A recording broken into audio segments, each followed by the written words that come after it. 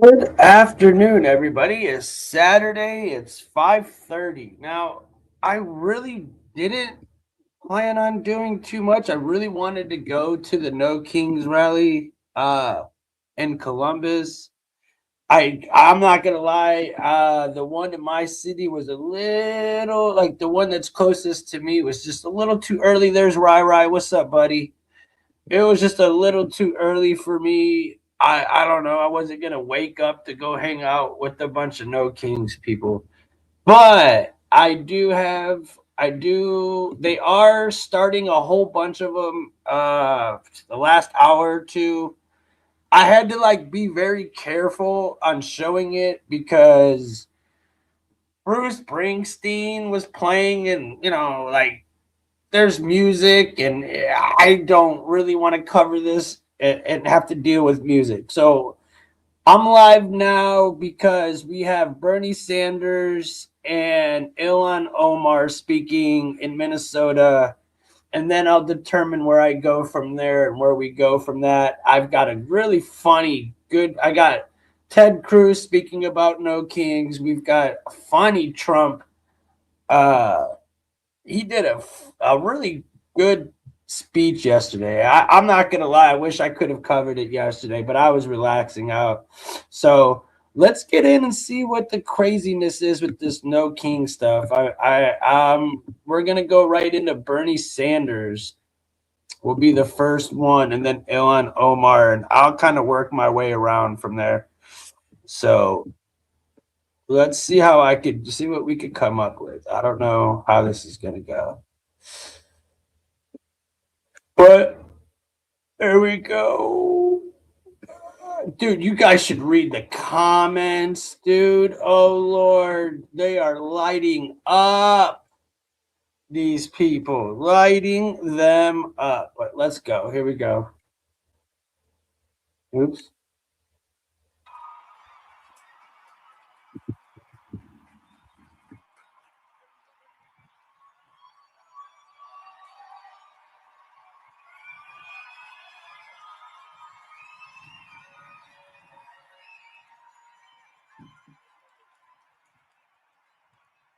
There are a lot of people here. Thank you, Minnesota. And let me thank Indivisible, Move On, 5051, and all of the organizations that have made this great event possible. And thanks to the millions of Americans from our smallest towns to our largest cities in every state in our country who are gathering today at thousands of rallies. It is absolutely appropriate that we hold a major No Kings rally right here in the St. Paul, Minneapolis area. It's illegal to drive without car insurance in almost every US state, but there's one thing you could try pretty much any time if you want to save money. So I found this website. Moment in American history when they write about courage and sacrifice, the people of Minnesota will deserve a special chapter for themselves.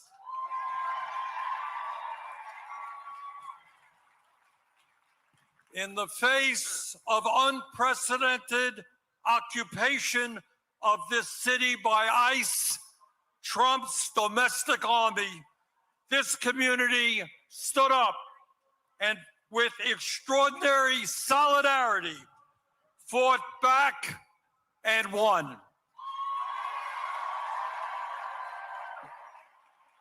Minnesota showed the American people and in fact the world what democracy is about, what grassroots activism is about, and what standing up for the American ideals of freedom and justice is about. And I want to thank my colleagues, Amy Klobuchar and Tina Smith, for their leadership in the Senate on this issue. And today, we remember and honor two brave Americans, Renee Good and Alex Preddy, who lost their lives in the struggle. And we promise their families and their friends that these two heroes will not have died in vain.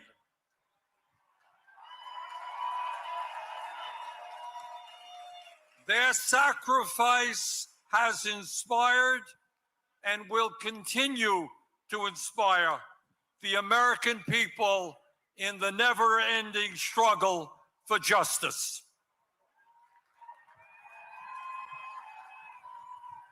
As all of you know, we are living in an unprecedented and dangerous moment in American history.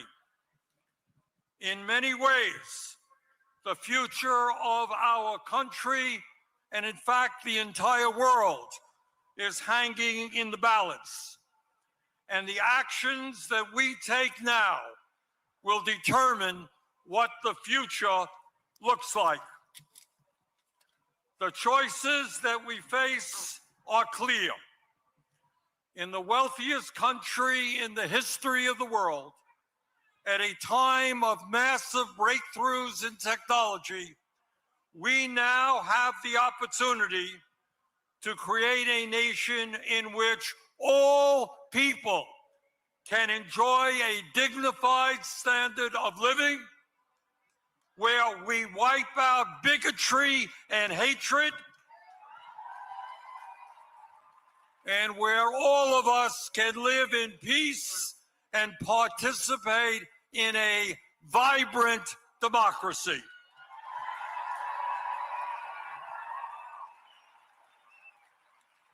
Where the foundation of our nation is built on love, compassion, human solidarity, and an understanding. As your great former senator, the late Paul Wellstone, said, we all do better when we all do better.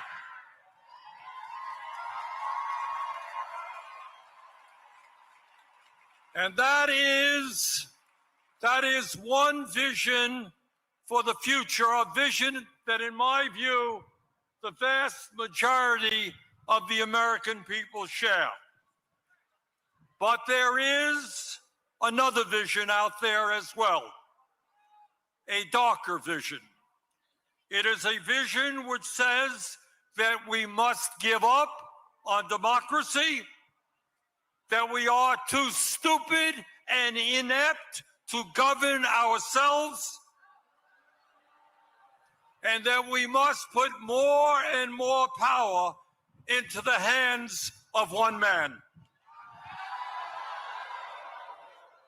It is a vision that says we should accept an economy in which a handful of oligarchs have unbelievable wealth, while the vast majority of our people struggle to put food on the table.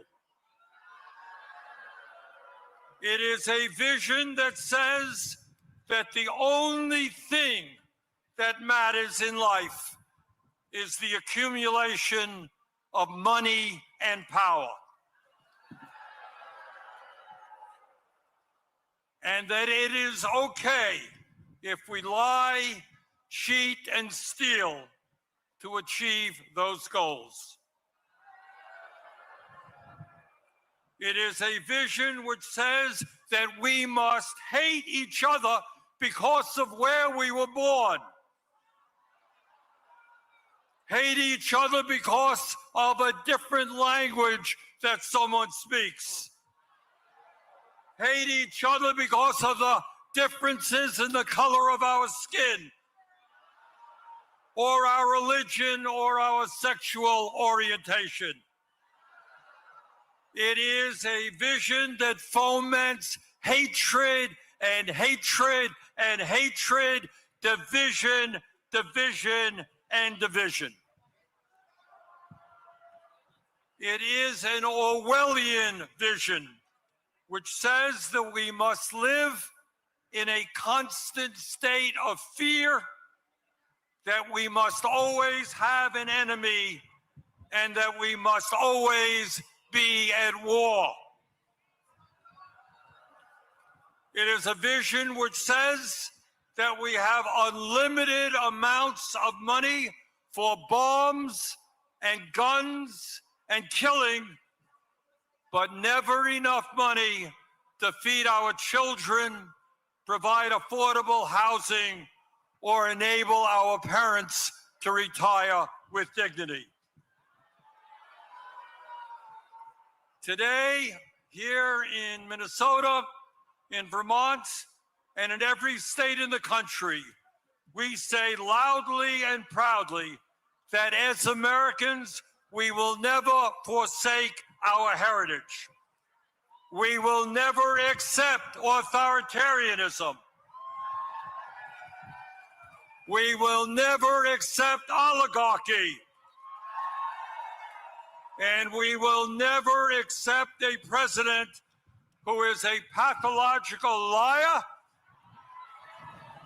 a kleptocrat, and a narcissist who is undermining the Constitution of the United States and the rule of law every day.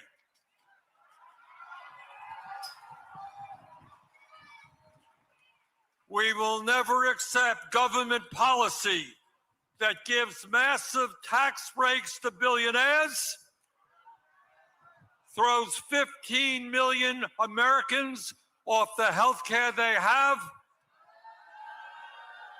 breaks unions, denies women the right to control their own bodies, and is pushing the planet closer and closer to a climate crisis.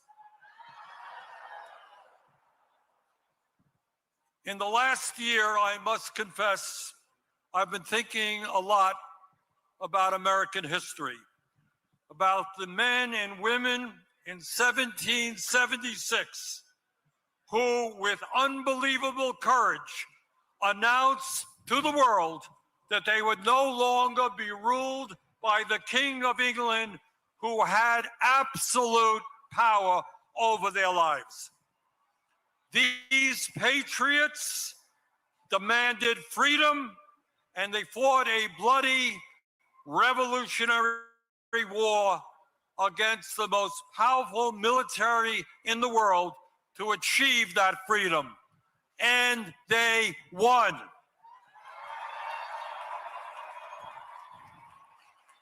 And after their military victory, they established the first democratic form of government in modern history. In 1789, they said loudly and boldly to the entire world, here in this new nation of America, we don't want kings.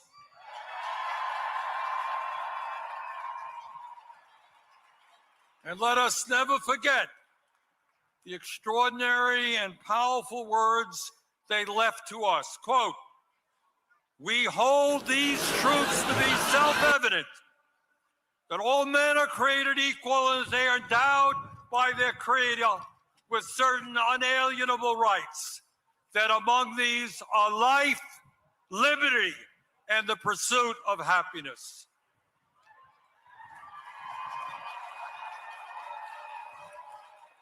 And today, in 2026, our message is exactly the same. No more kings. We will not allow this country to descend into authoritarianism or oligarchy.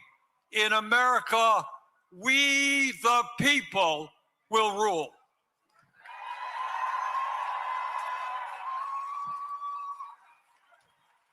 But let us be clear. This moment is not just about one man's greed, one man's corruption, or one man's contempt for our Constitution. This is about a handful of the wealthiest people on earth who, in their insatiable greed, have taken over our economy, have taken over our political system, have taken over our media in order to enrich themselves at the expense of the working families of our country. Brothers and sisters, never before in American history have so few had so much wealth and so much power. Never before in American history has there been such extreme levels of income and wealth inequality, with the top 1% now owning, if you can believe it, more wealth than the bottom 93%.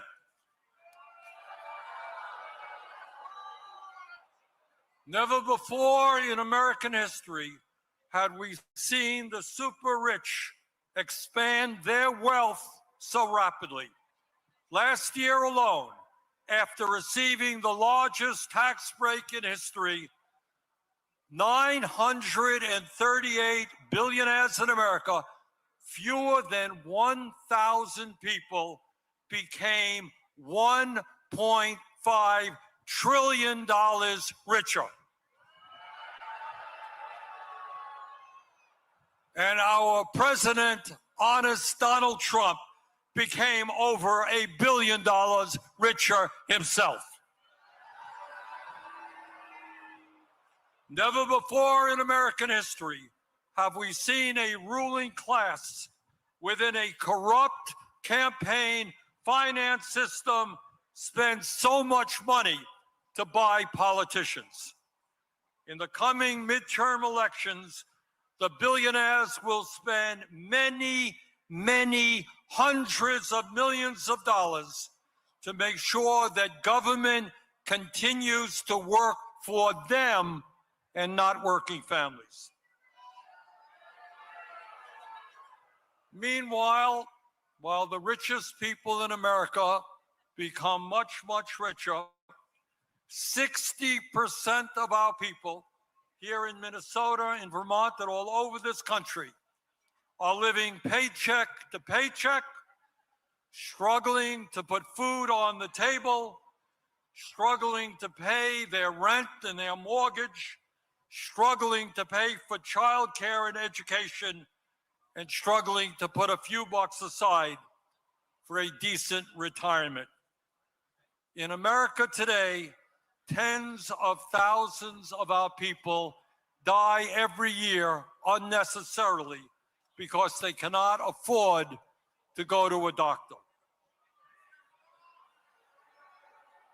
And unless we change how our economy works, our younger generation, our kids, for the first time in modern history, will have a lower standard of living than their parents.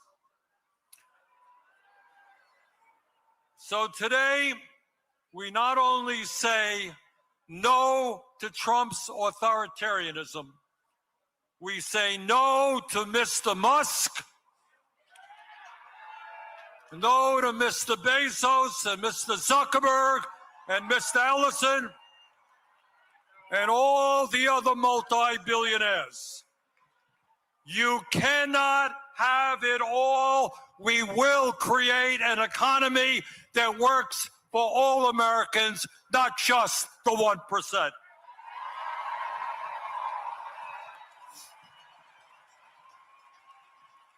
Brothers and sisters, it is not just the authoritarianism of the Trump administration that we must combat. It is not just the oligarchs and their insatiable greed that we must combat. Now, as the news literally of today reminds us, we have got to stop the out-of-control militarism of the Trump administration, whether it is here at home in cities like Minneapolis and St. Paul or abroad.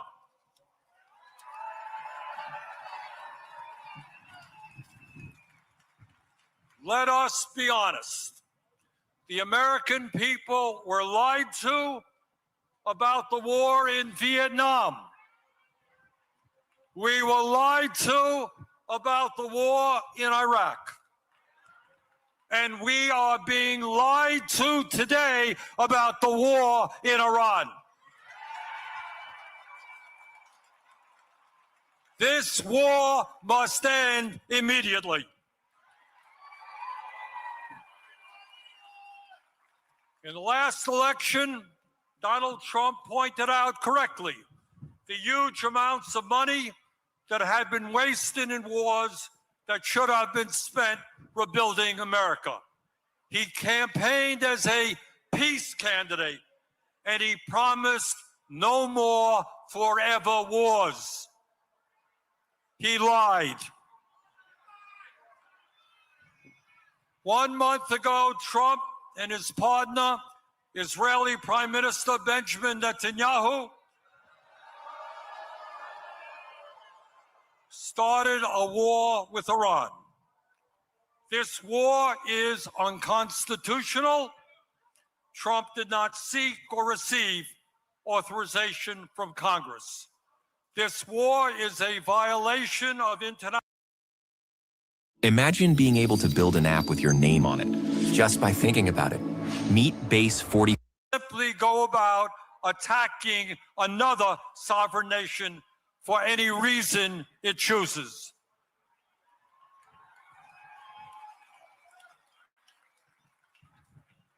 Since this war began, 13 American soldiers have been killed and hundreds have been wounded, including another 12 yesterday. In Iran, nearly 2,000 civilians have been killed and many more wounded, and 498 schools have been bombed by American and Israeli missiles.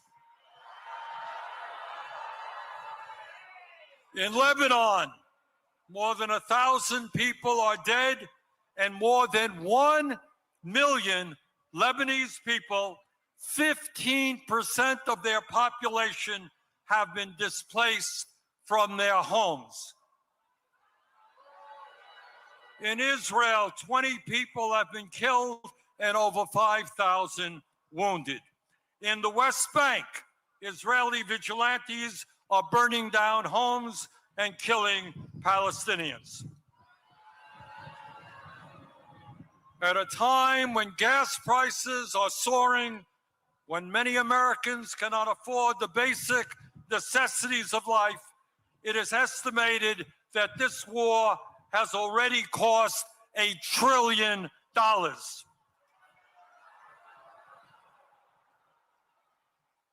At a time when the American people are politically divided, there is one issue that is bringing us together.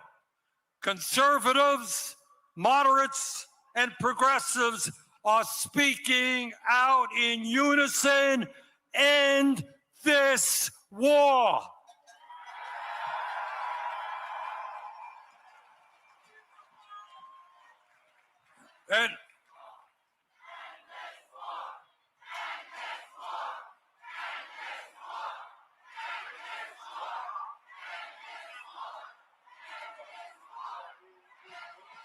And as a U.S. Senator, I want to just mention to you about what I intend to do about it. First, we have got to make sure that Congress does not send another $200 billion to fight this war.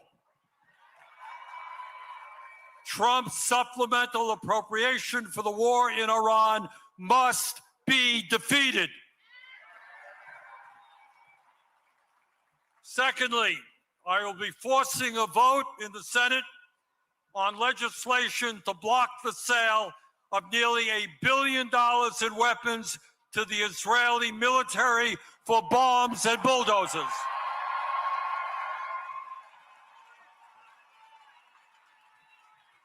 A nation, a government that has committed genocide in Gaza does not need more military support from American taxpayers.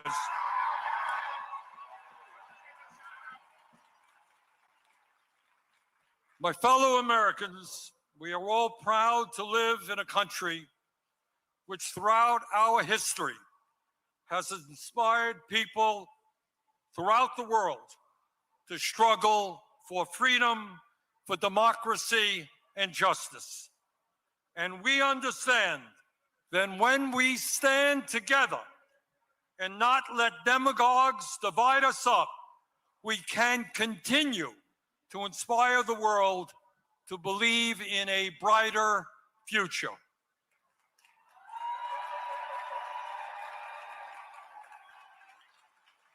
Yes, we can create a vibrant democracy by ending Citizens United and not allow billionaires to buy elections.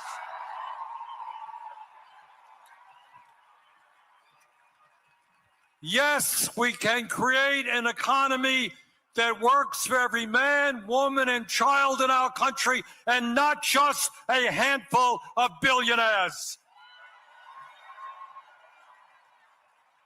Yes, we can make certain that the revolutionary technologies of artificial intelligence and robotics are used to improve life for all of us and not just make the rich owners of that technology even richer. Yes, we can and must join the rest of the industrialized world and guarantee health care as a human right for all of our people. Yes, instead of spending $1 trillion a year on the military, we can wipe out homelessness and build millions of units of low-income and affordable housing. Yes, in the richest country on earth, we can have the best public educational system in the world, tuition-free from childcare to graduate school. Yes, we can expand Social Security and radically improve our pension system so that every senior in America can retire with dignity. Yes, we can raise the minimum wage to a living wage and guarantee every worker the right to join a union. Yes, we can guarantee that every woman in this country has the right to control her own body.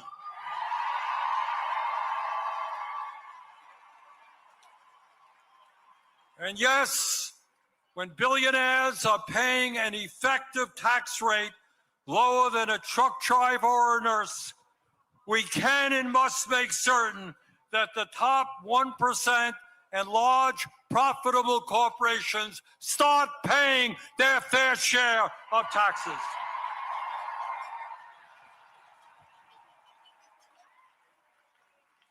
My fellow Americans, the establishment, including the corporate media and many of my colleagues in Congress, want you to believe that you are powerless.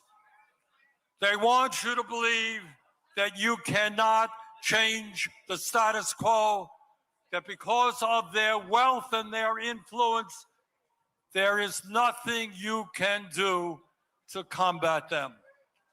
But that is a lie.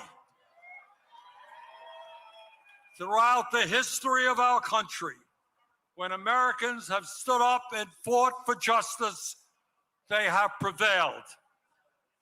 The founders of our country did it when they stood up to King George.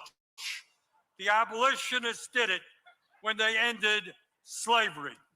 The working class did it when they stood up to their bosses and formed unions. The suffragettes did it when they demanded that women have the right to vote. The LGBT community did it when they demanded basic human rights. Time and time again, in difficult moments in American history, our people stood up, fought back, and won. They did it then, we can and will do it now.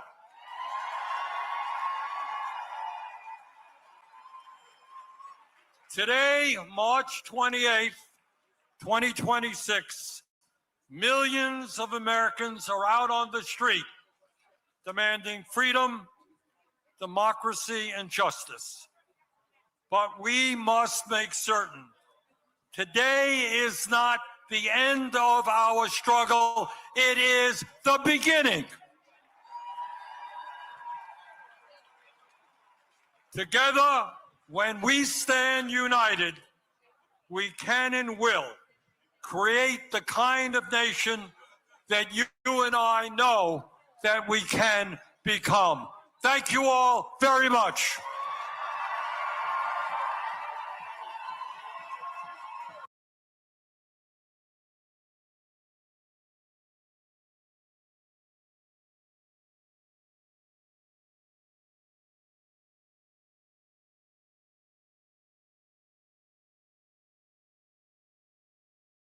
Is so incredible to be here with you all as you show the country just how courageous and dedicated and resistant we are.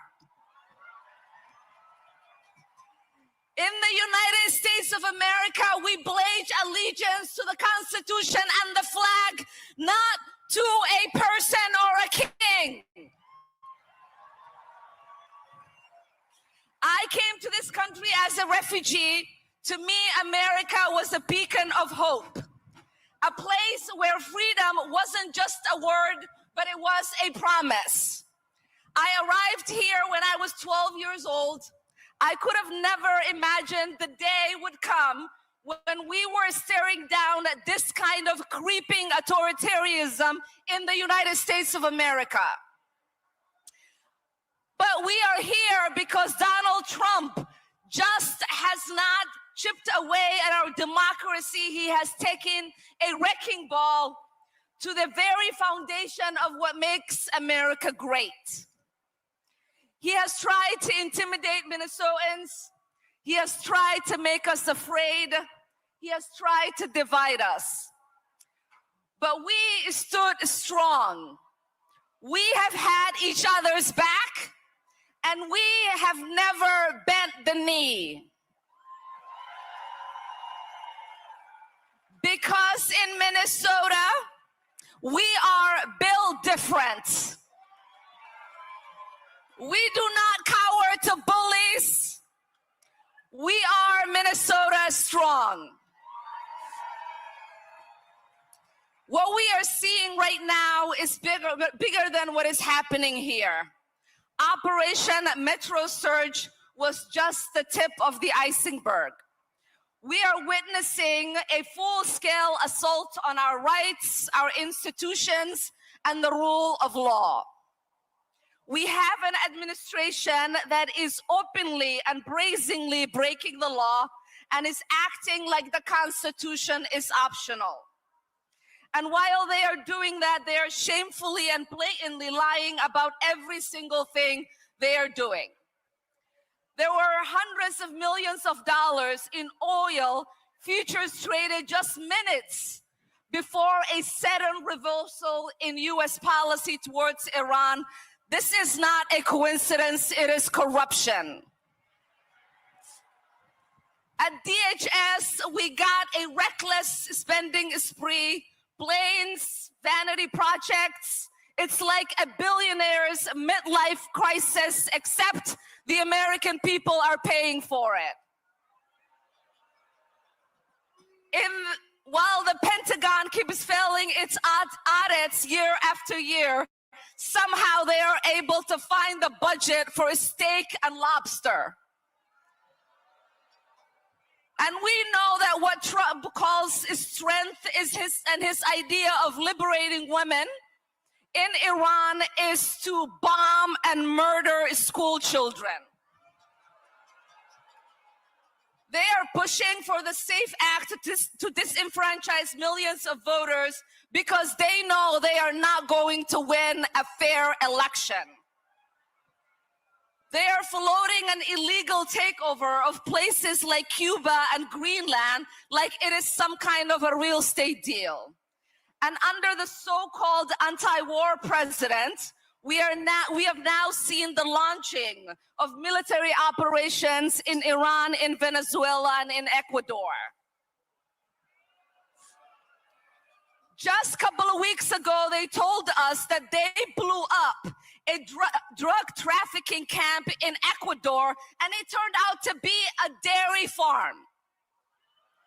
A dairy farm. This is what incompetency and unchecked power looks like. It is reckless, it is dangerous, and this is not what our country will stand for. But I still have hope. I have hope in every one of you that is here today. I have hope in people across this country. We are going to speak up. We are going to continue to show up because we refuse to believe in a future ruled by fear, corruption, and chaos. We are not a country of kings. We are a country of laws. We are a country where people look out for one another. And we are a country that will fight peacefully, powerfully, and persistently to protect our democracy. I love you, Minnesotans. Thank you so much for being out here.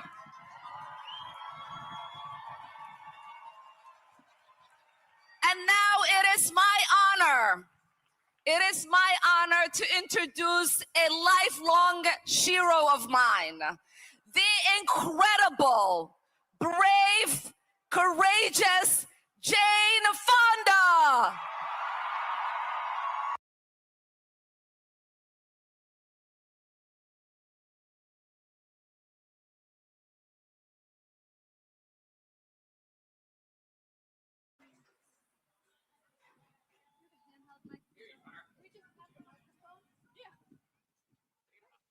Thank you. John, there is. Okie doke. Yeah? Yeah. All right. I'm going to stand right here. I'm gonna stand right here. Perfect. All right. I think you first sang this song. What you looking at, babe? Cars on cars.com. What's wrong with this one? I just got promoted, so I'm looking for something more. Ciao. Ciao. 2 million cars for 2 million possibilities. Cars.com. Where to next? No espere más para presentar un caso de inmigración. Podría ser la mejor manera. Come gather round.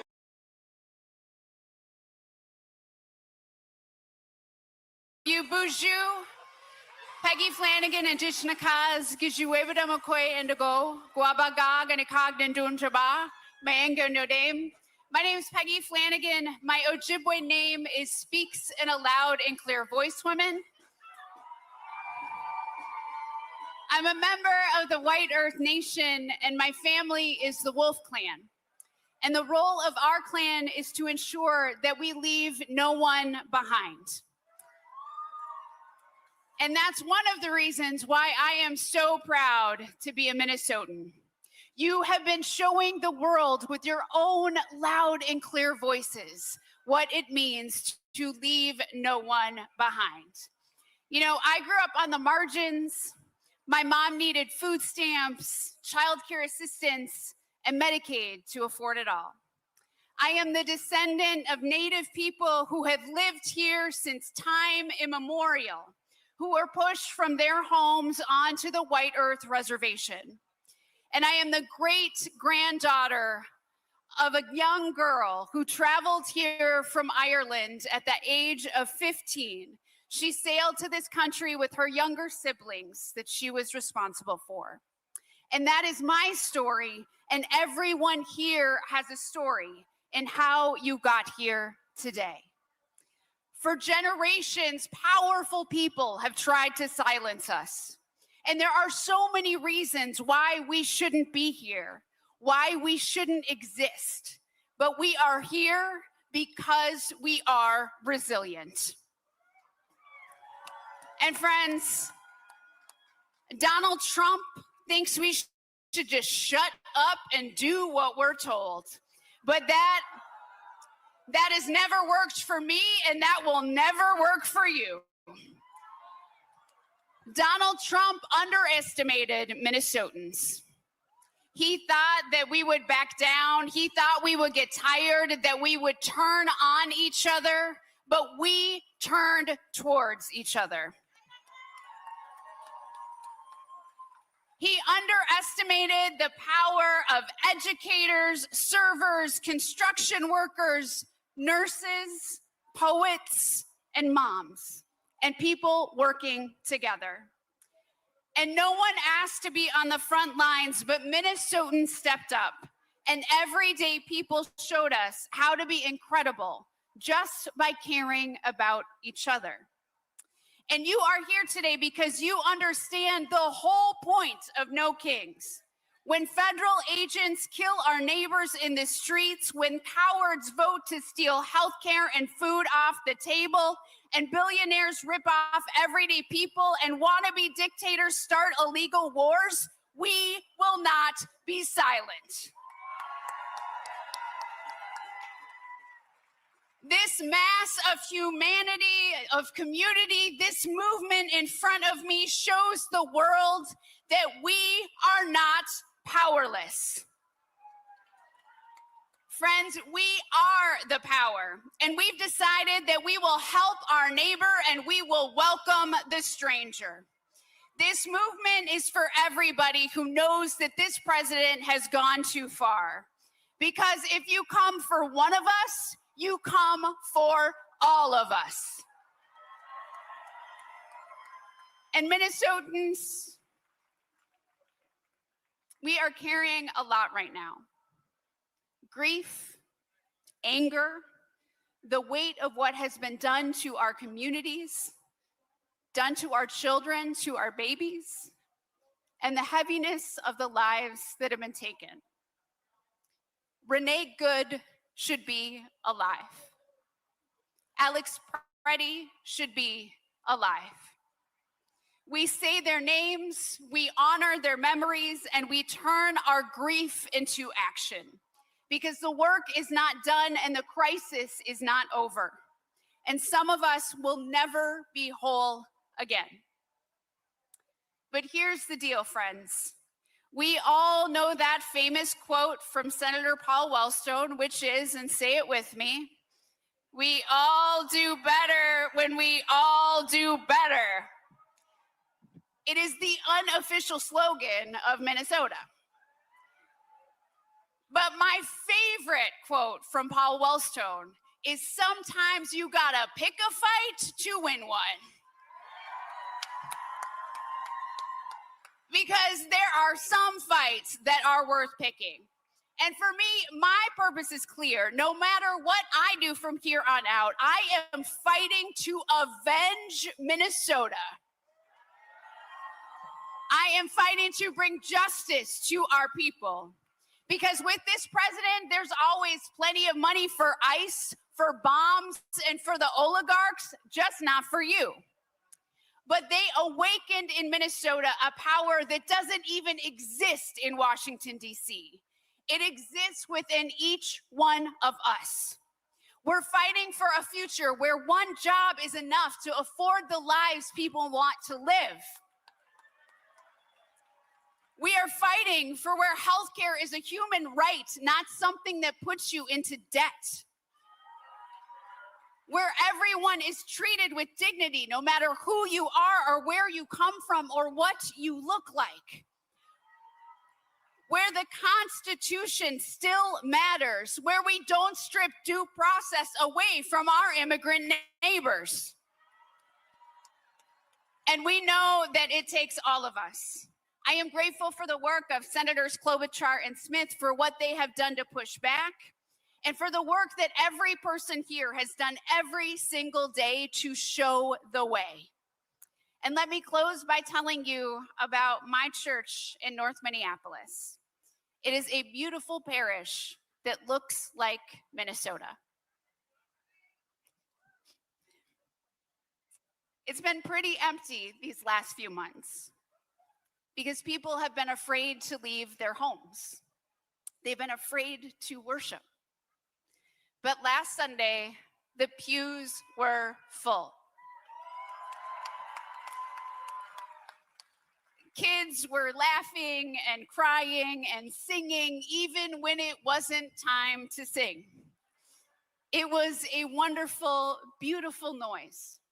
It was the song of resilience because we are still here.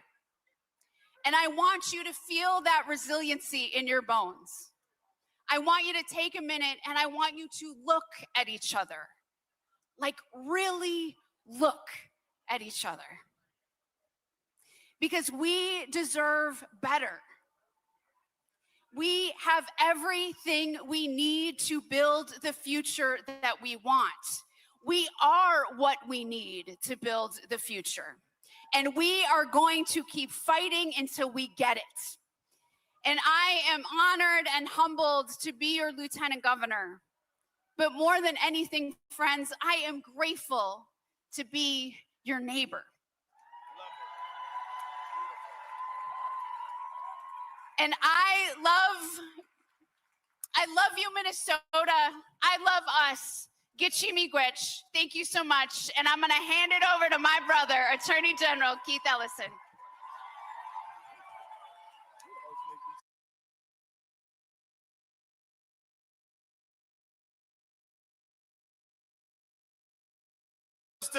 Last time I was here with you, right here, was June 14th.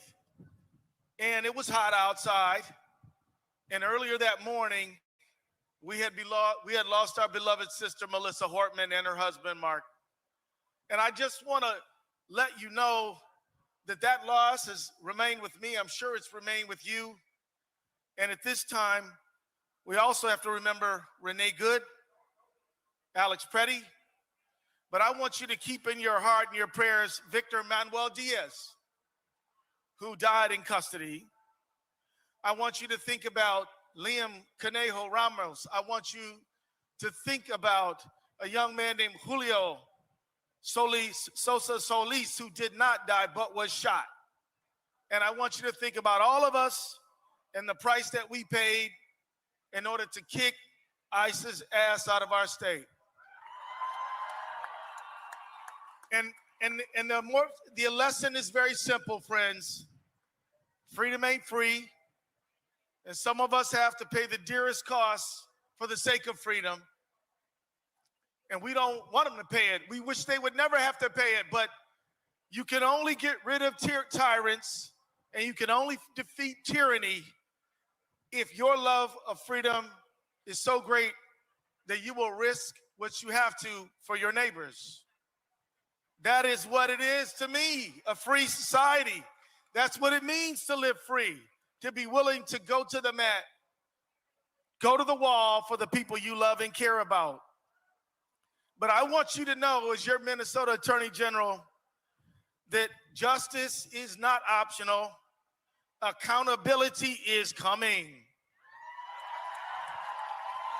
And the names of our neighbors and loved ones will never be forgotten. You might have noticed that me and Moriarty had to file a lawsuit last week.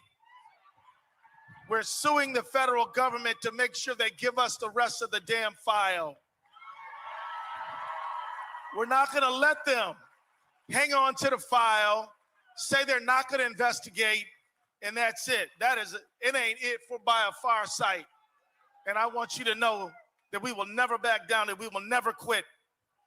You know, friends, I was in Alabama on March 7th with about 100 other Minnesotans. And we went down to Selma, Alabama, because in 1965, that is where inspiration lived. People of all colors and cultures came there, and they've been coming there ever since, because brave Americans stood up for the right for all Americans to vote. And by that August, we passed the Voting Rights Act, and that by that October, we passed the immigration bill that allowed people to come to America who were not from Northern Europe. Did you know that? So we call it Bloody Sunday, and people were injured, and some people like Viola Liuzzo and Reverend James Reeb didn't survive that interchange. They didn't make it. Thugs and killers and racists killed them. But we still fought for everybody to vote, right to vote, and everybody's right to come to America. And we won those rights. And now, friends, all of those rights are under attack right now. Every right we fought and won is under attack right now. And in Alabama, those people, when I told them I was from Minnesota, I proudly said, I'm from Minnesota. They all applauded. Not for me, but for you. Because in 2026, inspiration lives in Minnesota. If you want to stand up for justice, if you want to be inspired by the noblest and best ideals of all humanity, you got to come to Minnesota. You might have to stop and spend time at the memorial of Alex Preddy on East Street on Nicollet. You might have to go over to Portland to the memorial for our dear beloved sister Renee. But Minnesota, the world looks to you and is inspired by you because of your love and commitment for each other and this country and the principles that hold it up. You are so honored that the JFK Award for Profiles in Courage, well, you won that award. Did you know that? Now, they even nominated you for a Nobel Peace Prize, which is more than I can say for certain people I know. But the fact is that you are an inspiration. You are where people come to get inspired. And I want to just thank all of our out-of-town guests who came. Bernie, you know what I'm saying? Joan Baez, Jane Fonda, all the, Tom Morello, all these amazing labor leaders who've come here. They come here because they know where inspiration lives in 2026, and it lives right here with you. Now, beloved, let me tell you, right now, we got a few more months until there's a national election, and Trump is scared to death. I'm not here to tell you who to vote for. Hell, you know who to vote for. Vote for the people who vote for your family. Vote for people who don't kill your neighbors. Vote for people who don't throw your neighbors in detention. Vote for people who don't raise taxes on you and drive up your prices. Vote for people who don't start foreign wars after they promise not to. You know what to do, but what you got to do is to do it. We've got to have the largest turnout the history this state has ever known. And we're the #1 turnout state in the country already. But we've got to convert this great energy into electoral success. The bottom line is there's a lot of ways to push back on a tyrant. One of them is to sue him. I do it all the time, did it 57 times. Another way is to do street activism, protest, demonstration. Another one is art, but another one is voting. And please don't discount that one. That one will be important. We got, in part, we got into this mess because of an election, and we're going to help get ourselves out of it through an election. Now, let me wrap up by saying that we've got to be real clear. It wasn't just the election that got us here. It was a set of decisions made over the course of the last many decades where some leaders in both parties, my friends, did not put the working class people of America first. And we have got to say that we absolutely demand free and fair elections, and we'll stand for them. We got to demand leaders who will stand up for our democracy. We got to demand to keep dark money out of these elections. We have got to demand that these giant companies that love to merge with each other also they can screw us out of our money get stopped. We got to stop this merger mania. We have got to demand a free and a fair economy. We've got to get collective bargaining going again. We've got to raise the minimum wage. We got to have universal single-payer health care for all, because it won't do just to get rid of one bad guy and then 4 years later get another one, because we haven't done what we needed to do to solidify shared prosperity in America. So, beloved, let me just say as I wrap up, on behalf of me and my dear sister, Peggy Flanagan, love this lady. She is the best. Give it up for Peggy, y'all. I want us to think about a new birth of freedom for this country. I want us to look past Trump and into the society that we dream about, where we have prosperity, peace for all in this time. God bless everybody.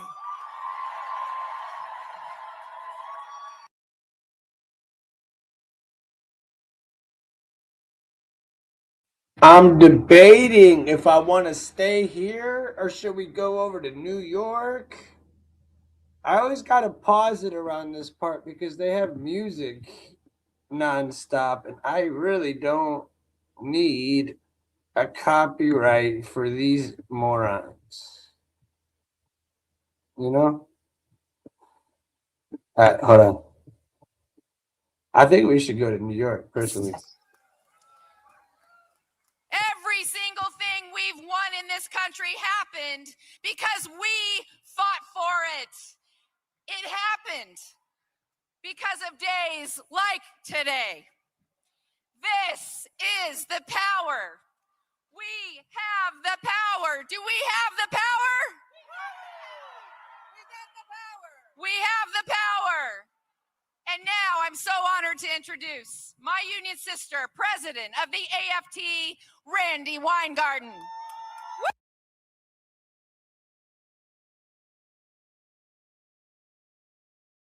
Ladies and gentlemen, get your scissors out. Get your scissors out. Here comes Randi. Not only here, but all across America, fighting for the promise of America, fighting for a democracy that works for all, fighting against kings or the prospect of them. Now, you know I'm going to be a little bit of a teacher, because once a teacher, always a teacher. So here's the social studies teacher coming out in me today. Democracy can feel like an abstract concept. Now, not to you, because today in Minnesota, this is what democracy is like. But why do we say no kings?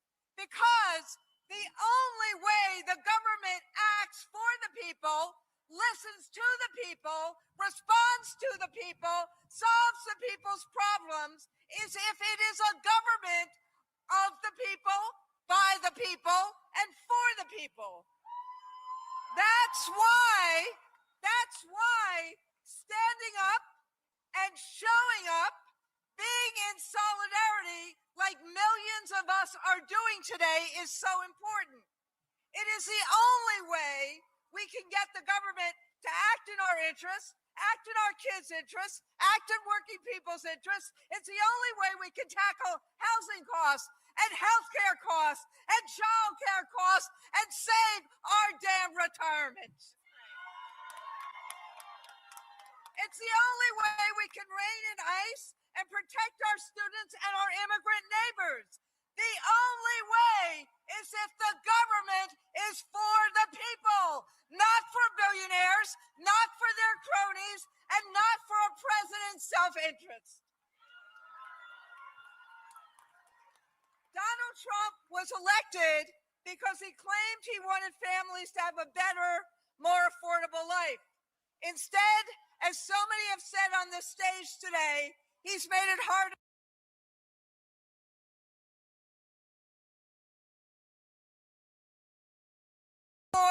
that is costing $1 billion a day. He tripled ICE's budget, but he couldn't find enough money to extend the ACA tax credits. So how many people across America are losing health care or paying through the nose for it? He couldn't fund Medicaid, so now rural hospitals are closing. He golfed at Mar-a-Lago while people were losing SNAP, and he's attacked universities and public schools that 90% of kids in America don't do, and doing all of this while Melania is trying to replace teachers with robots. And he chose to take on Minnesota. But Minnesota, through this brutal winter, you showed the way. Compassion for our neighbors, courage in the face of brutality, and solidarity, because we are braver and stronger when we are together. And let me say one more thing here. Solidarity also means taking on target. As my union did this week, this means this: America's educators will shop elsewhere, not Target, for back to school, because Target refuses to stand up to ICE. Donald Trump may pretend that he's not listening, but he can't ignore the millions in the streets today at more events than there are counties in America. We are a movement of many faiths and races, a movement across geography and demography. And Americans don't agree on everything, but we agree that we, the people, have to have the ultimate say, not the president, and sure as hell not a wannabe king. So as we are closing up today, let me ask you this: are you sick and tired of the lies? Are you angry about gas prices? Has Kyrie texted you back? I don't want to talk about it. How's the math test? And freedom tomorrow. No kings today, change the country tomorrow. No kings today, then we vote in November. We vote for a country that listens to its people, a country that acts for its people, a country that acts in hope and not fear. We vote for opportunity for all, not self-interest for some. That's what we mean when we say no kings, no crowns, no thrones. And let me introduce April Verrett from the SCIU.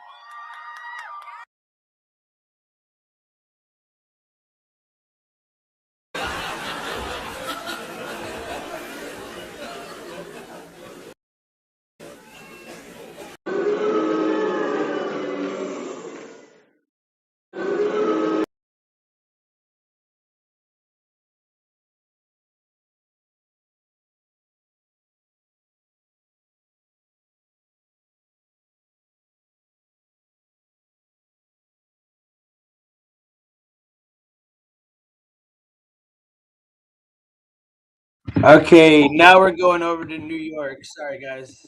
I was playing with my soundboard and got carried away. New York, my job is to defend Going over the to New York Constitution, now. Let me start to protect this the people of the over state from because harm, and to hold the powerful accountable, no matter who they. I think your buddy Bez Al is gonna speak here. You'll enjoy this.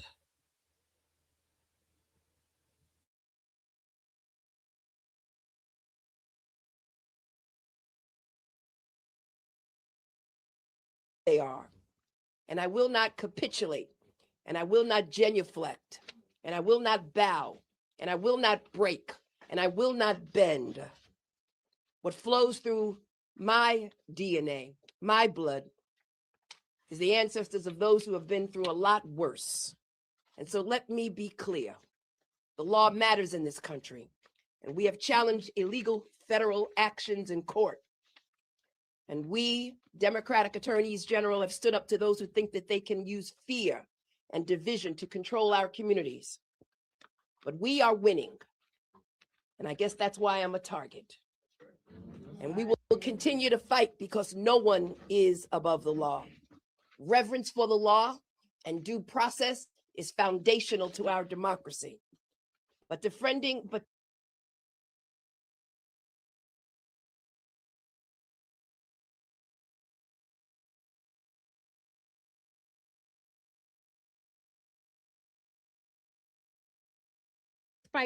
terrible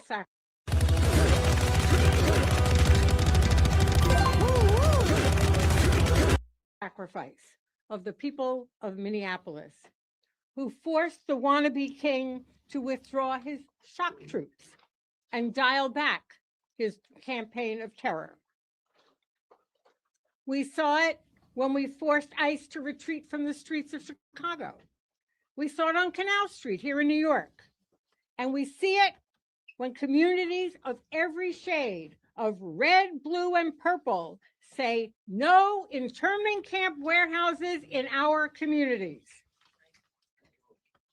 Our government is based on rights and laws by and for the people and equal justice for all. And no one, not the bully in chief, not the racist in chief, not the wannabe king, no one is above the law. Trump and his regime want us to be scared. They want immigrants to be afraid of being ripped from their families. They want trans people to be afraid to exist as their true selves. They want students to be afraid to ask questions and teachers to be afraid to teach. They want us all to be afraid to protest. They want us to be afraid that there's nothing we can do to stop them. But you know what? They are wrong, dead wrong, because we know better. Millions of us are not afraid to know our rights and exercise them, to stand up for each other and our hard-fought freedoms. And there are more and more and more of us every single day. I am so proud that my organization, the New York Civil Liberties Union, the ACLU of New York, has filed more than 40 legal actions against the Trump regime. Yay. And that's not all. Nationwide, our ACLU family has filed over 200 legal actions. And this coming week, the ACLU will be before the United States Supreme Court to defend our right to birthright citizenship. That means the right of every person born in the USA, thank you, Bruce, to be a citizen when you're born here. We are also in the state legislature fighting for bills like New York for All, New York for All, which would prohibit New York from spending a single dollar of taxpayer money to collude with ICE. New York for all. New York for all. The NYCLU is urging every New Yorker to call our governor and our state legislators and tell them to pass New York for All now to protect immigrant communities and all New Yorkers. You know, at his core, Trump is a bully. He loves to pick on those he thinks he can push around. Well, we will not let him push us around. We will not be targeted. We will not be silenced. We will not be intimidated. And we will not stand by while a corrupt, power-hungry tyrant plunges the world into an illegal war. We are more united. We are more focused. We are more determined than ever. Hands off. New York City. Hands off. New York City. Hands off. New York City. ICE out of everywhere. And no king. Thank you. Thank you, Donna. Getting us ready for the chants in the march. Next up, join me in welcoming up Juan, who is a member impacted by recent ICE raids and a member of Make the Road New York. I'm going to do his testimony in Spanish and then I'll provide the translation. Okay? Hola a todos, mi nombre es Juan, soy miembro de Se Hace Camino a Nueva York. He vivido en Nueva York durante casi 20 años. Tengo 2 hijos ciudadanos, uno de ellos con graves problemas de salud. Hace unos meses me dirigí a visitar a mi familia en Purismo, Staten Island, un barrio con una gran comunidad latina inmigrante. Cuando me detuve a observar unas personas que jugaban dominó en la calle, de repente 3 vehículos sin ninguna placas oficial llegaron a toda velocidad. Nuestra cuadra había oído hablar de todas las detenciones que ICE está llevando a cabo en nuestros barrios y de cómo detenían a neoyorquinos simplemente por su raza. Sin embargo, resulta ser difícil imaginar que algo así te sucediera a ti, precisamente en la ciudad y en el estado que consideras tu hogar. Los agentes salieron de sus vehículos, corrieron hacia nuestro grupo de todas direcciones. Fue aterrador, me quedé inmóvil, me pidieron mi identificación y al decirles que no la llevaba conmigo, el agente sin hacerme ninguna otra pregunta, me sujetó con fuerza y me puso esposas en las manos. Me quitaron mi teléfono, mis audífonos, mis llaves, mi dinero y me arrojaron en la parte de atrás del vehículo negro. Estuve detenido durante casi una semana. Hoy me encuentro aquí gracias al increíble apoyo que Se Hace Camino a Nueva York. Al ser arrestado y detenido me ha afectado mucho. No puedo dormir, sufro pesadillas, vivo con miedo constante. Tengo que salir de mi casa pues con temor de volver a ser detenido. Los agentes de ICE que me arrestaron viajan en vehículos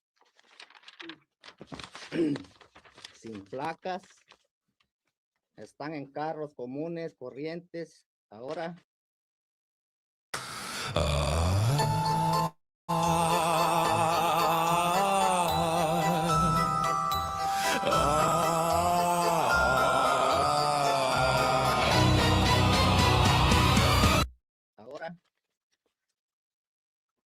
normal.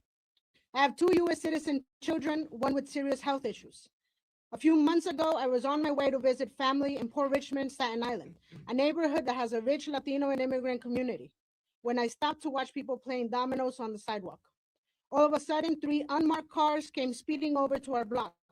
I had heard of all of the ICE arrests happening in our neighborhood, and ICE stopping New Yorkers just for their race. But it's hard to imagine such a thing happening to you in the city and state that is your home. Officers got out of their cars and sprinted over to our group from all different directions. It was terrifying. I stood motionless. They asked for my ID, and when I told them I did not have one on me, without any other questions, they took my cell phone, headphones, keys, and money, and I was thrown into the back of their unmarked black car. I was detained for nearly a week, and I'm standing here today thanks to the incredible support of Make the Road New York.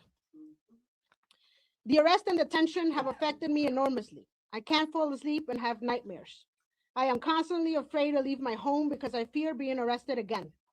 Since the officers who arrested me came from an unmarked, normal-looking car, I am scared of any regular cars on the street because I know they could hold ICE officers trying to arrest me.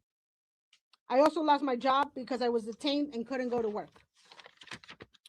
ICE doesn't belong in our streets. ICE doesn't belong in our airports.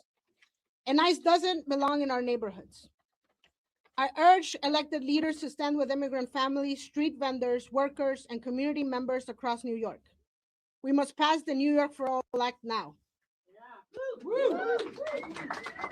New York State should never be in the business of collaborating with ICE. New York State resources should never be used to help separate families, target and kidnap people off the street. People like me need protection so we can continue to work and care for our families. I am a father, I am a worker, I am your neighbor. I'm a New Yorker. We are part of New York, and we deserve to live safely and with dignity in the state we call home. We must pass New York for all now.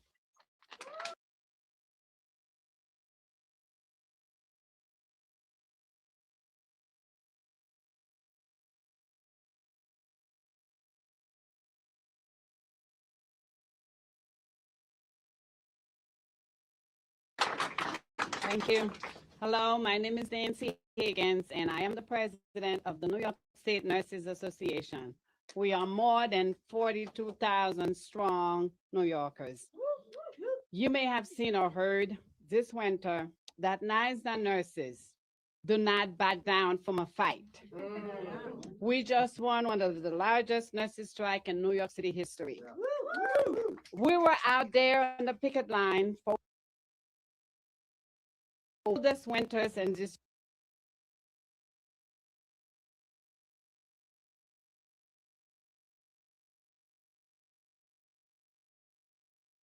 regardless of the religion, regardless of the immigration status, regardless of the sexual orientation, regardless, all of our patients are VIPs. Our patients deserve respect. They deserve quality care. They deserve to come to our hospital without fear that ICE will be waiting for them. We want ICE out of our hospitals and out of our communities now, today. Today, we are marching to show that what real caring looks like. We are showing that what democracy looks like. That's what we're marching for. What a strong and diverse and caring America looks like. That's what we're marching for. And we are here to stay, and we will win. We're not going anywhere. Thank you.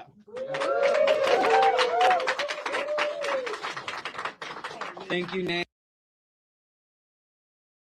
Someone who has helped lead the way in expanding protections and rights for all New Yorkers. Join me in welcoming up to the mic, L. Joy Williams, the president of the NAACP New York State Conference. All right, I know this is a press conference, but I'm used to us doing the press conferences out with the people so we can get pumped up to put in those miles that we're going to put in today. Let me hear you say, we organize. We organize. Not good. Again, we organize. We organize. I am L. Joy Williams, and I have the great pleasure of being the president of the NAACP New York State Conference, where we advocate, agitate, and litigate on behalf of Black New Yorkers. And this afternoon, as we all gather, I want to do today. I greet you in the name of Mother Sister Ida B. Wells. Streets today, it's about building the future and the democracy we want to live in. What we are doing today matters. Demonstrations matter. Marching matters. Showing up matters. All across, not only this state, but across the nation, NAACP members are showing up to make sure the historical record reflects that we do not consent to this administration's cruelty. We do not consent to this war. We do not consent to anti-democratic rule. But we aren't just showing up today and going home tomorrow, because power is not built in one moment. It is built in the days after today, the weeks after today's rally, and over the next few months when the press won't be here. Power is built when we organize. Power is built when we organize. When we knock the doors, when we grow our numbers and have real conversations to move people to action. Organize is how we build something that lasts. Because the powerful sisters and the ancestors who I called upon to march with us today didn't win because they showed up once. They won because they organized again and again and again and again and again and again and again until this country had to change.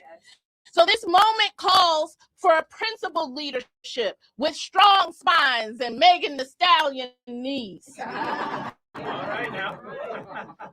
We're seeing too many elected officials, too many corporate leaders, too many people with a microphone and with a camera who are choosing to bow or they're frozen in fear.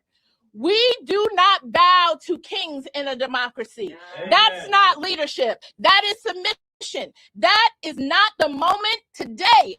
Is not the moment. This period is not the moment for weak-kneed leaders who bow under pressure, who trade principles for access, who choose comfort over courage. This moment demands leaders who will stand with the people. And if you can't stand firm in this moment, then you need to get out of the way. Let's go. Let's go. We will organize. We will organize. We will organize. We will organize. We will mobilize. We will mobilize. And we will use our voting power this year to replace them with the people who will stand with the people. Amen. Because we don't just show up today. We don't just show up with placards. We don't just show up with buttons. We organize. Democracy is not something we watch. It's not something you set and forget. It's something you work for every single day. That's right. Democracy is something we build. So today, yes, we demonstrate and build strength, locking in arms with each other in this struggle. But tomorrow we continue. Tomorrow we organize. We organize. We build. And in that same spirit, we build the democracy and the future we want to see. That's right. Amen. So don't just show up today. Tell me how you organize tomorrow. When NAACP asks you to join us when we're registering voters and turning out people, you show up. When National Action Network says show up so that we can pull out more people on the ground to show up for us on election day, we show up. Amen. Justice, no peace. No justice, no peace.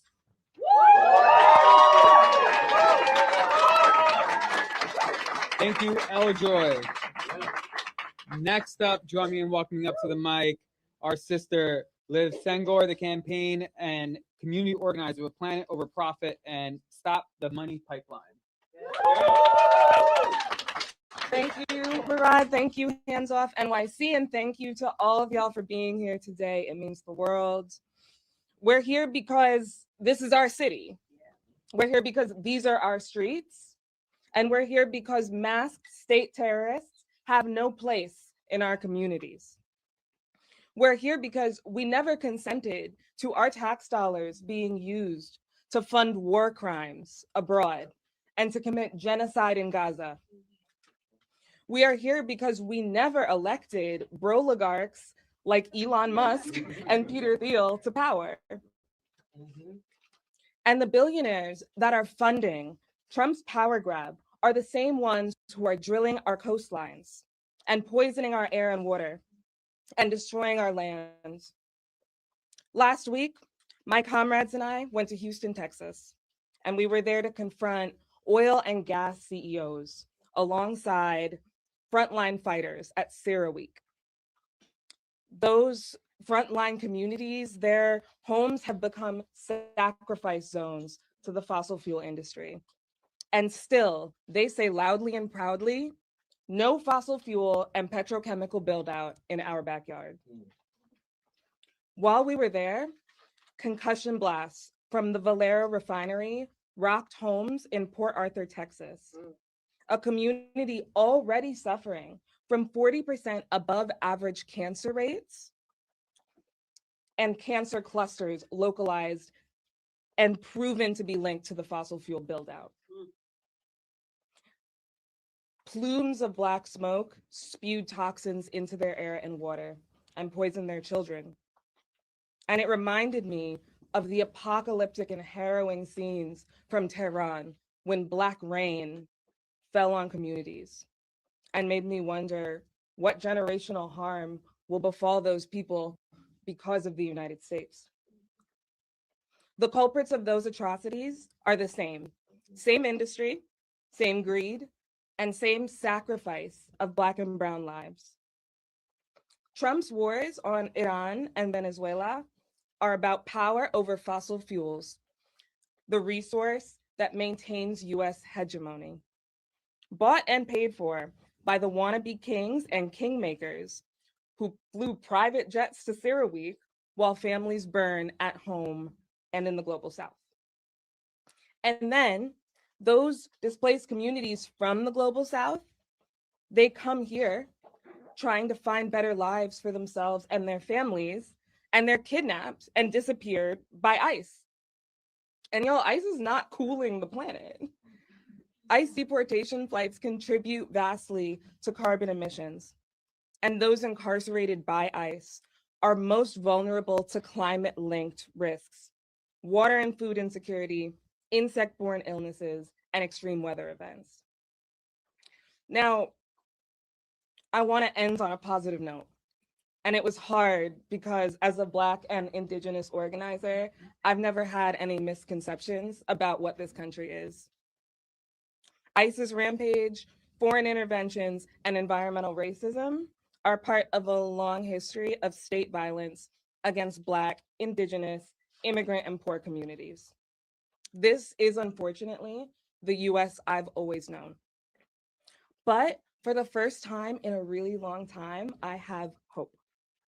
Because I found myself surrounded by people I could not have imagined organizing side by side just these past few months.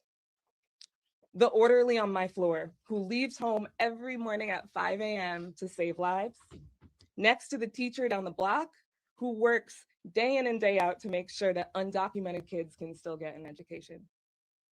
The transplant turned tenant union leader who organized his building to care for unhoused neighbors down the block, next to the 70 years young climate activist who fought at Line 3 in Standing Rock. The ex-Marine fighting Palantir, next to the Palestinian refugee who organized her community to evict weapons manufacturers from their neighborhoods.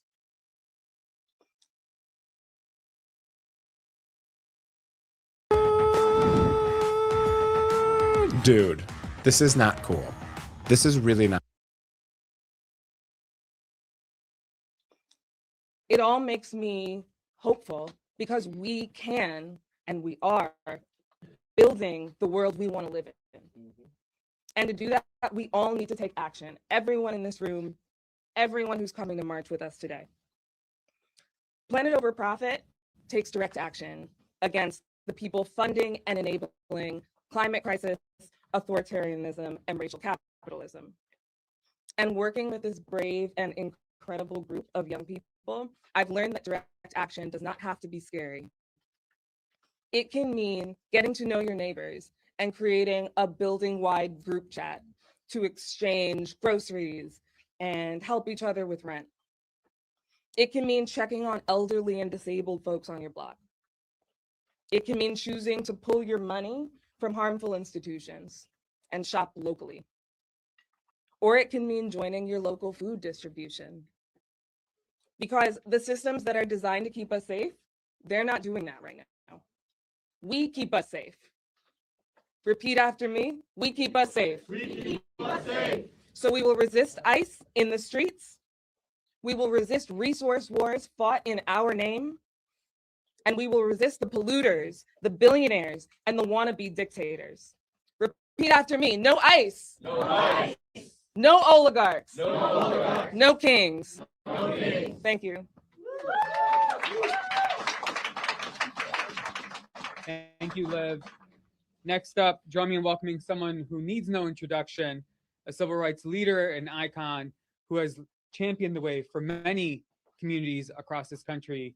Join me in welcoming up to the mic, Reverend Al Sharpton, the founder and president of the National Action Network. Man.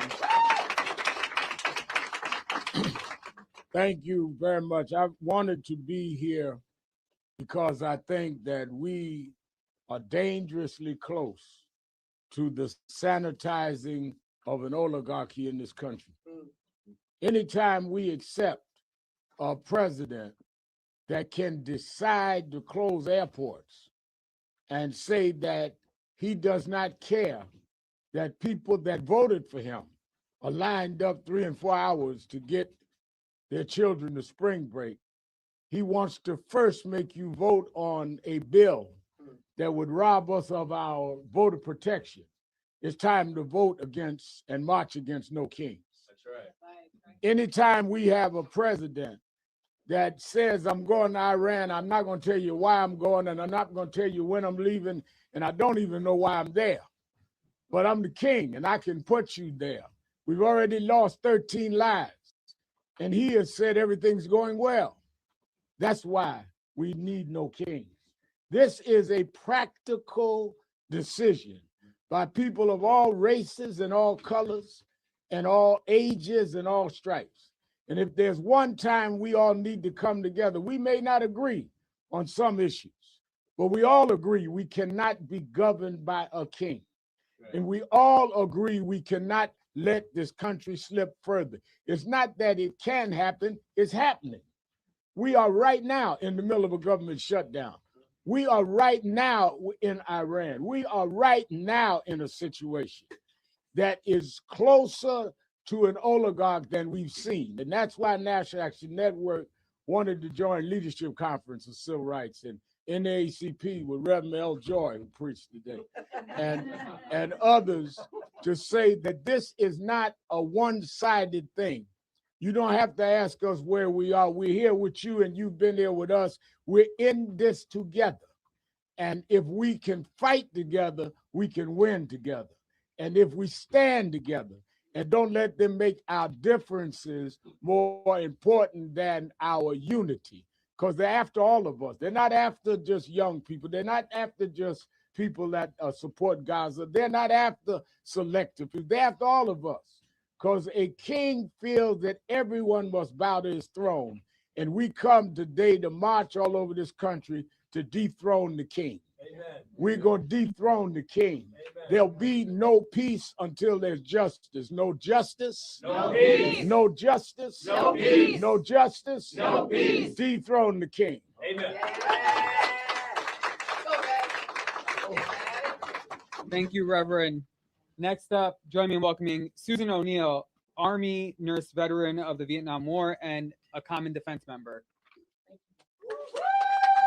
Oh God, you know, they have me follow Al Sharpton. I'm surprised they didn't put Mr. De Niro in first and send me out here. Ah, thank you. You know, ages ago I would have memorized this, but as old as I am, I'm lucky if I remember my name. Anyway, as an Army nurse in Vietnam, I saw my first forever war. I got out in 1970 and we were in the process of negotiating the end of the war.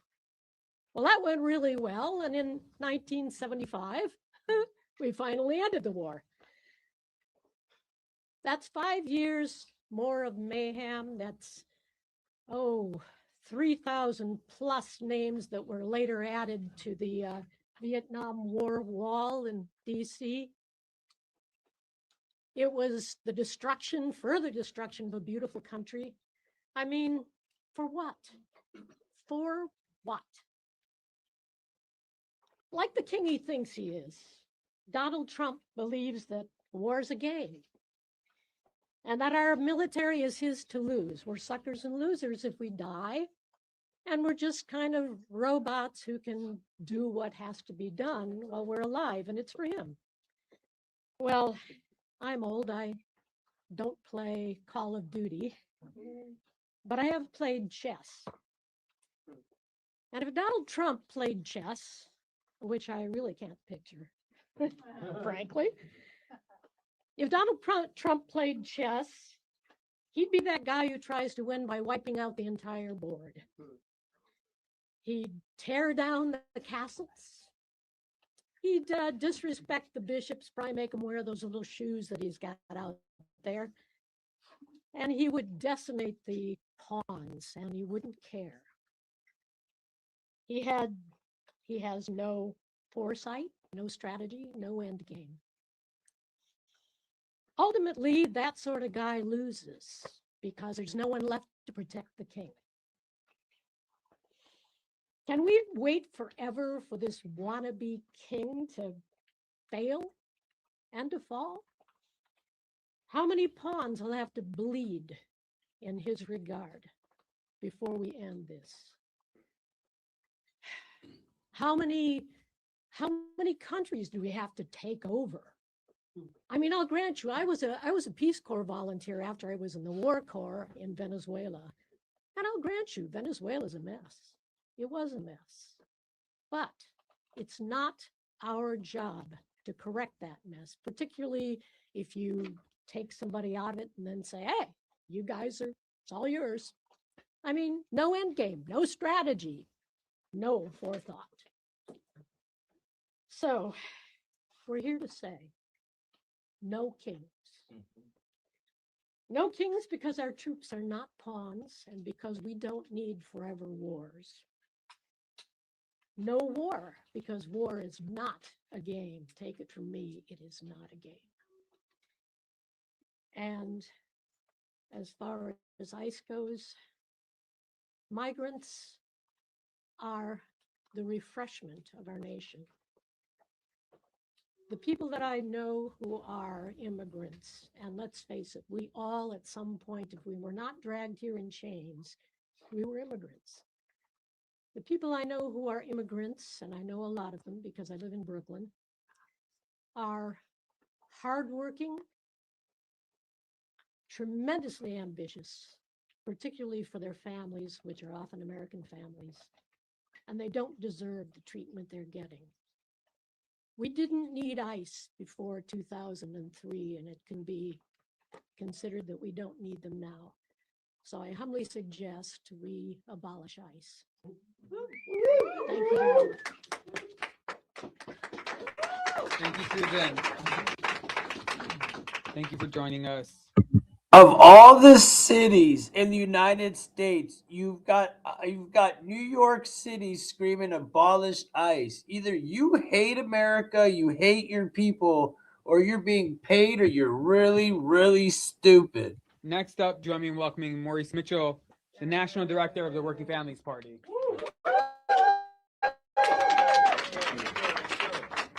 When I say no kings, you say no kings. No kings. No kings. No kings. No kings. No kings. No kings. All right, show of hands. Who here has to work for a living? Who here, press also, y'all workers too. Who here has to work for a living?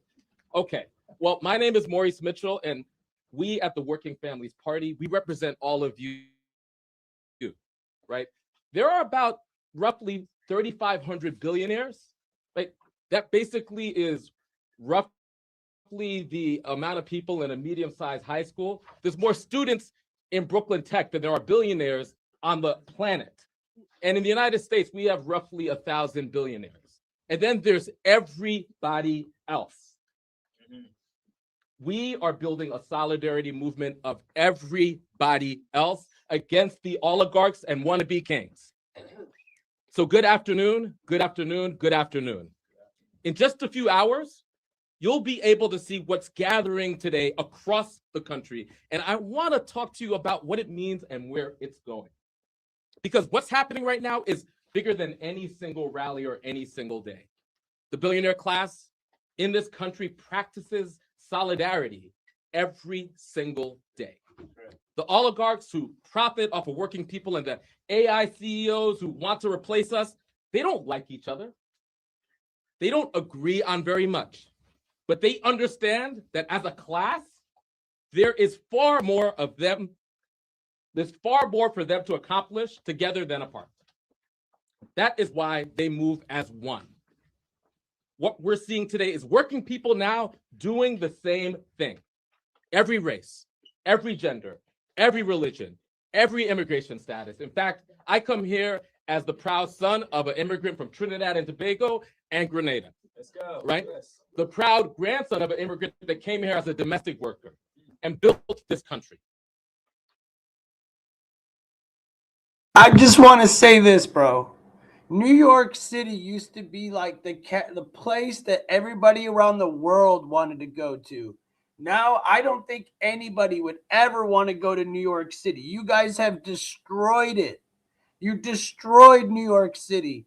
You better pray ICE comes and saves you, bro. I don't know what your grandfather did and who you're talking about, but your city's destroyed right now, bro.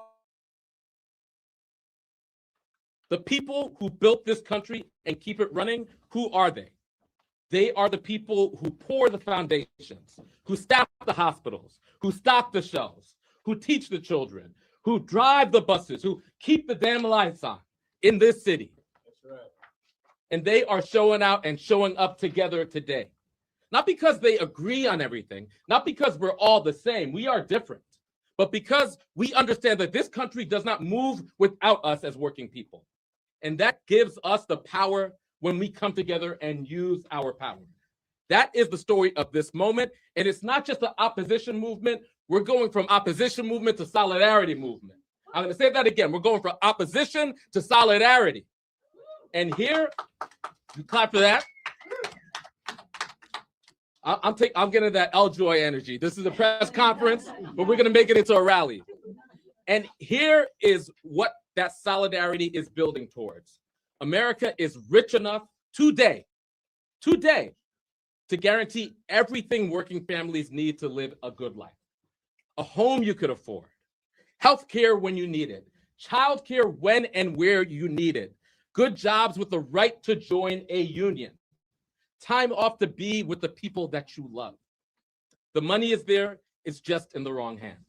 So here's our message to the billionaires and the buck-off politicians defending a rigged system. Working families are not asking anymore. We are demanding.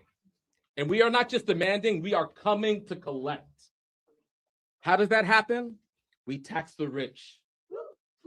We tax the rich. We get big money out of politics. And we continue building the type of grassroots working class movement you are witnessing today. I know that's possible because of the progress we've made right here in New York, thanks to people like Attorney General Tish James. And we got a working families mayor as well, thanks to our mayor, Zohar Mamdani, to public advocate Jumaane Williams, to Congress people who are fighting for the people, like from AOC to Letitia Simon in California, to Congresswoman Lee in Pennsylvania. We are building a working class movement with people who stand 10 toes for working people, for all of us. And there's more we can do.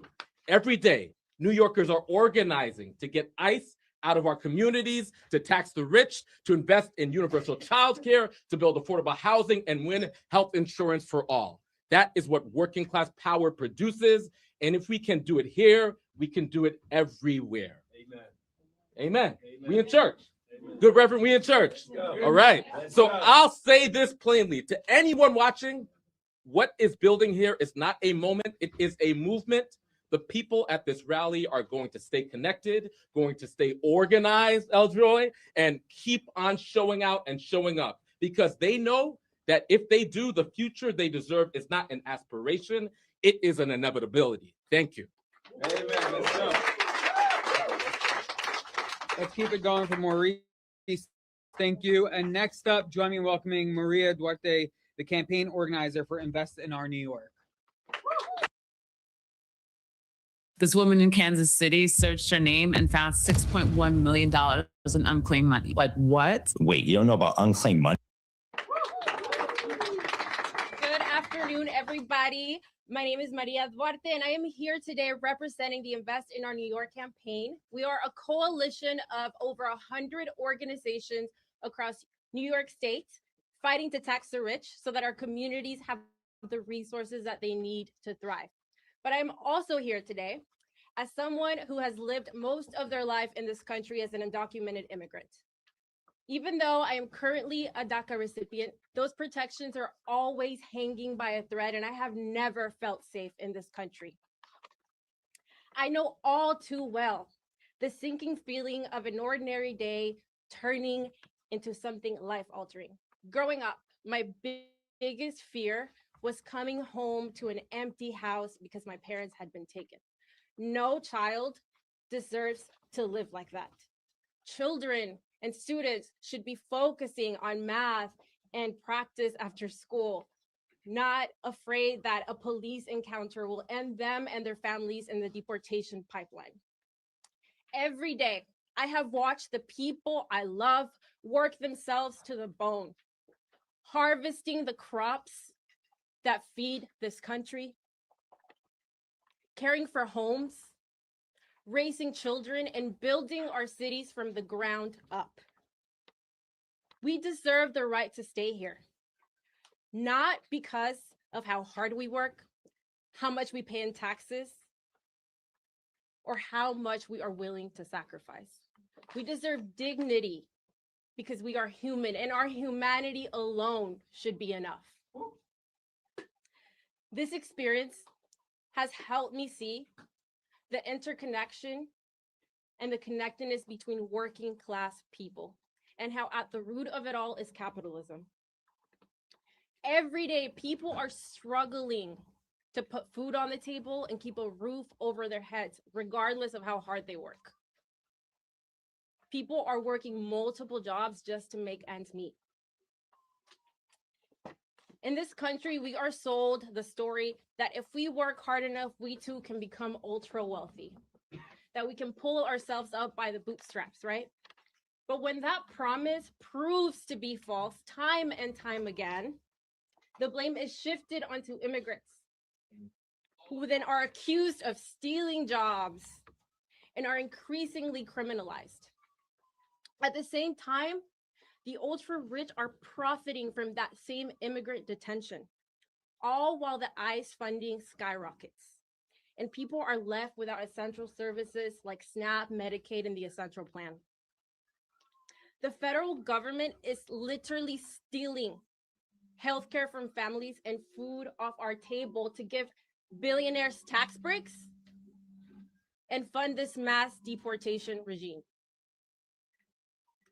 This is capitalism at work. This is white supremacy at work. This is what the system is designed to do.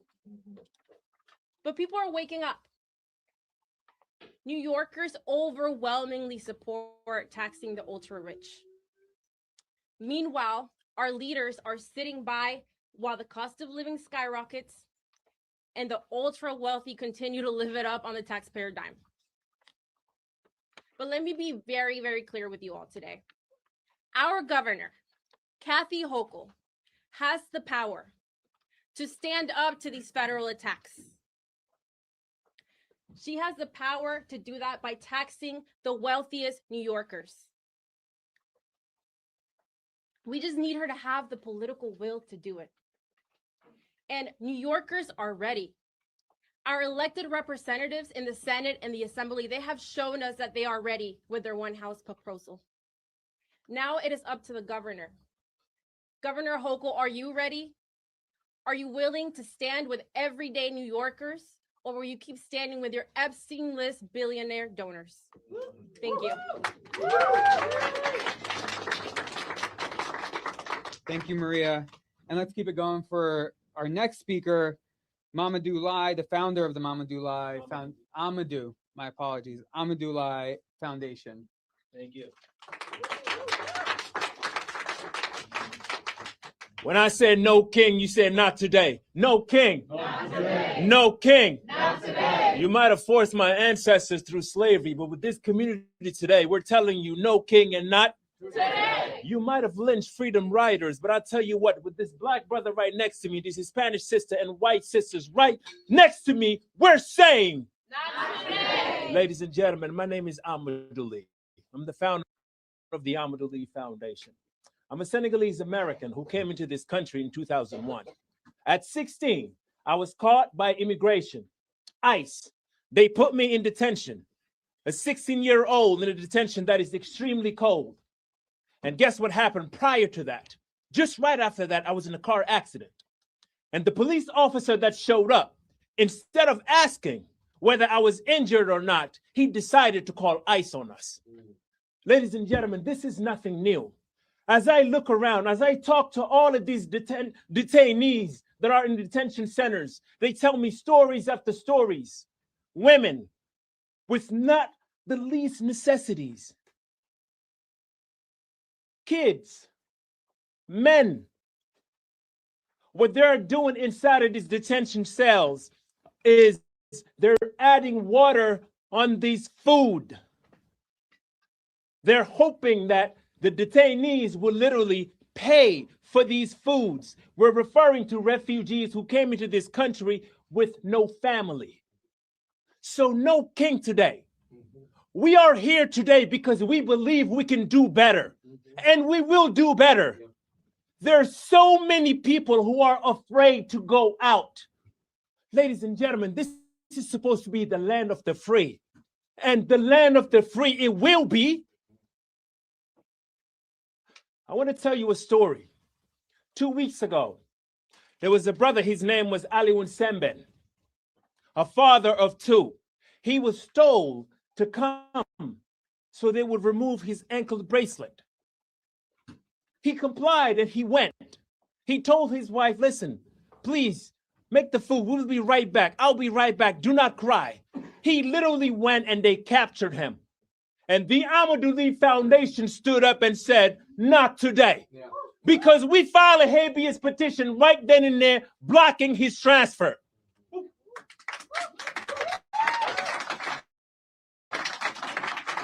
And the judge asked the government, well, what was your reason? And they couldn't come up with one. So let us not be afraid. They're playing the unlawful game. So let us utilize this Constitution against them because we will win, because there's no king and not today. Yeah. Ladies and gentlemen, the power is with the people.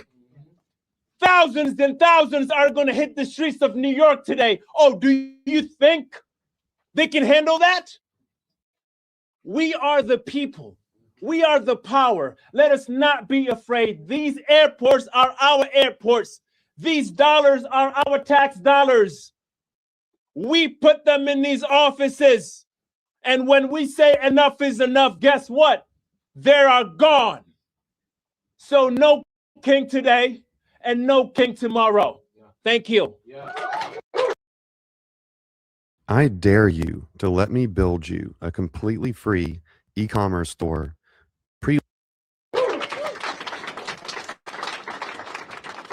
Thank you.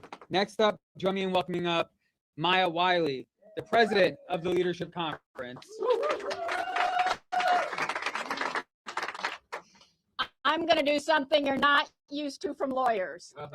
I'm going to be brief because you've heard too many powerful speakers drop too much truth for me to add. But let me just say this. As the president and CEO of the Leadership Conference on Civil and Human Rights, the nation's oldest and largest civil rights coalition, 76 years old, we know that a monarch is a master. We know from our Black tradition coming out of the Black civil rights movement that the monarch is simply the master in a different crown. And the other thing we know is the reason they come for our civil rights, the reason they try to divide us, make us fear each other, tell us that we have enemies within, is because they want us to allow them to be the masters. And so what we say, Lady, that is just not true at all. All we want is to get the illegals out of our country. All this nonsense that you're spewing to the people are lies and propaganda.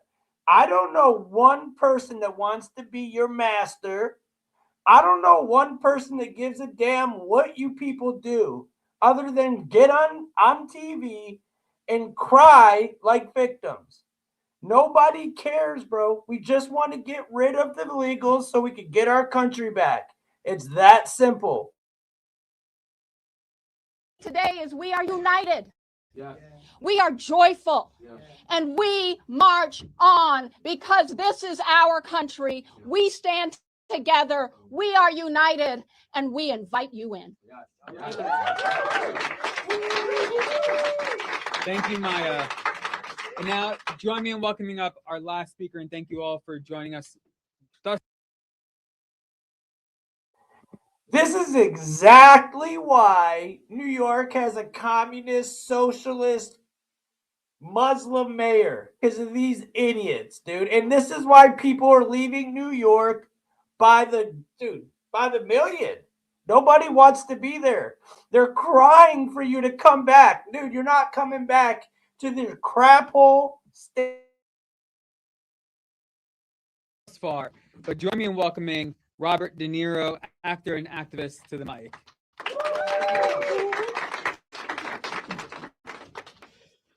Thank you. Good afternoon, everyone.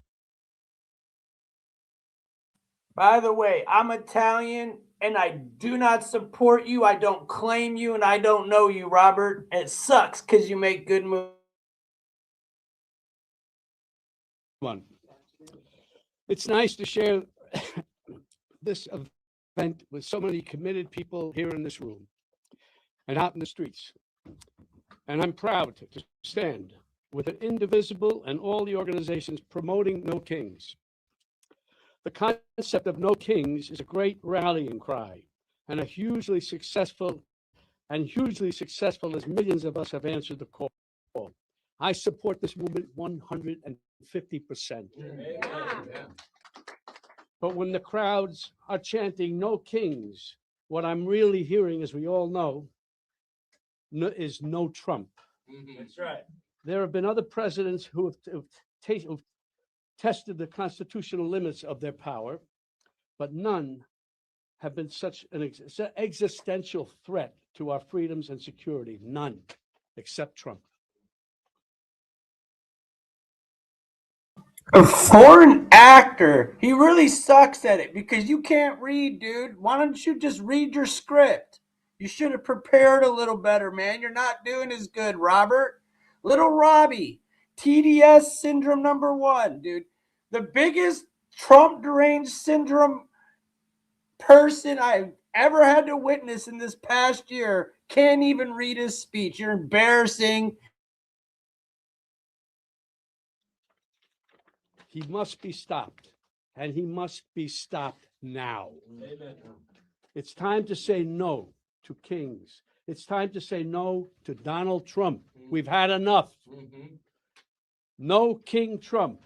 No unnecessary wars that rob our resources, sacrifice our brave servicemen and women, and slaughter innocents. No corrupt leader enriching himself and the Epstein class buddies.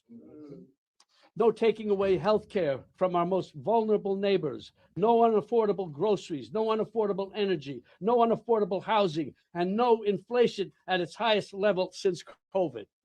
No government masked thugs shooting down our neighbors in the streets. Trump has to be stopped. And that's what No Kings is all about, because he can't do all the fucked up things that he's been doing without the collusion of Congress and the goons in his administration. They're bound to him by fear of losing their own jobs, their own power. It's diabolical. How can this be happening? Look at the power of the No Kings national uprising. Look at the power of the No Kings national uprising. Afraid of Trump? Please. No, they should be more afraid of us. That's right. Yeah. Because we still believe in the core American values of justice, equality, decency, and kindness.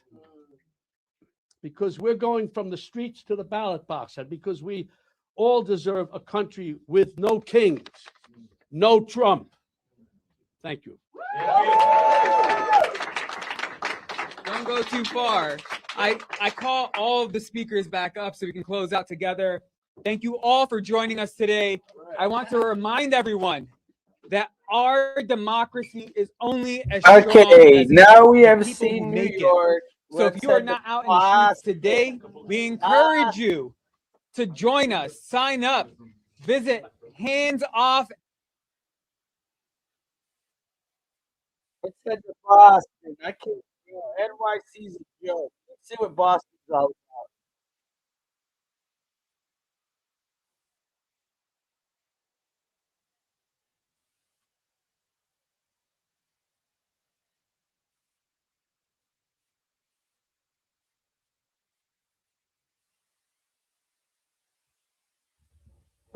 Here's Boston.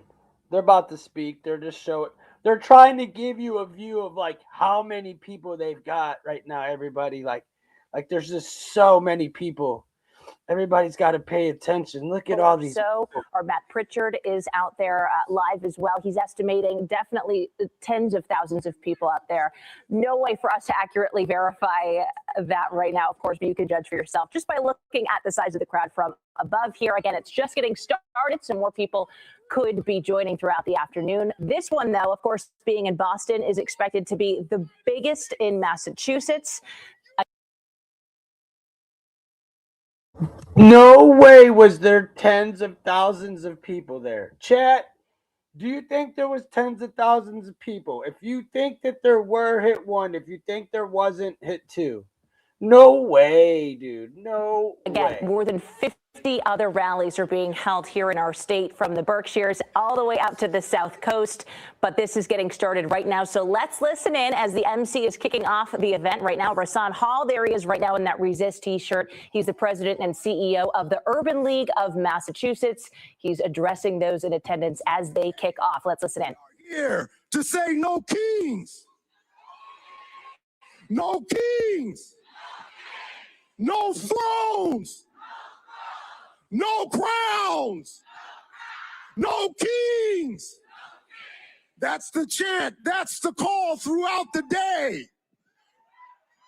For many of you, this might be your first protest. For many of you, this might be your 5th protest. For some of you, this is your 500th protest. We share love with everybody that's out here. This is a movement. This is the beginning. This is the sustaining. This is the energy that we need. Keep on struggling. Keep on resisting. Keep on showing love. In showing love, make room for your brothers and sisters and neighbors who are out here with you. In showing love, make sure you go visit the action and activist tables that are over there. We've got social justice organizations there. We've got racial justice organizations there. We've got immigrant justice organizations there. We've got environmental justice organizations there. We've got gender justice organizations there. Go visit them. Go find out what they're about. Get signed up. Get active. Do the work and stay woke.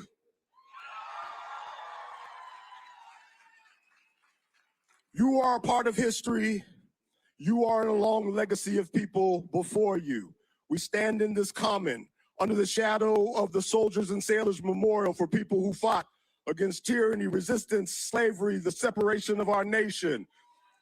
We are a stone's throw from the 54th Memorial of the 54th Regiment, a group of Black soldiers that fought for their freedom and the freedom of their brothers and sisters who were enslaved.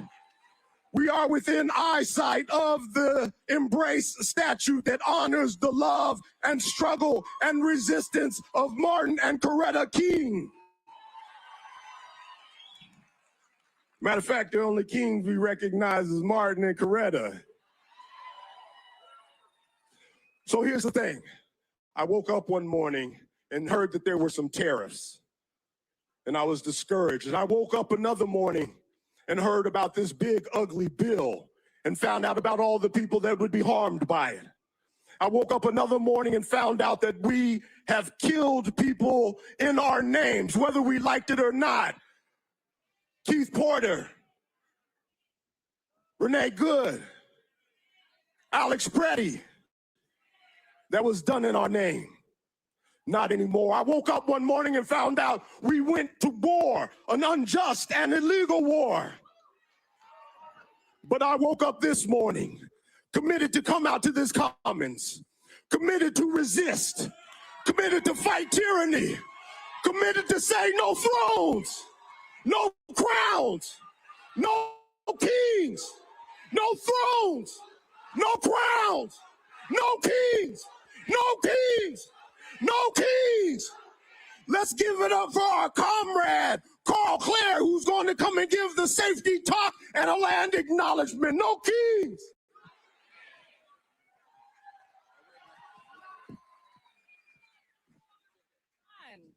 Thank you, Rasan. In addition to being in the shadows of these monuments, I invite you to feel the ground beneath our feet.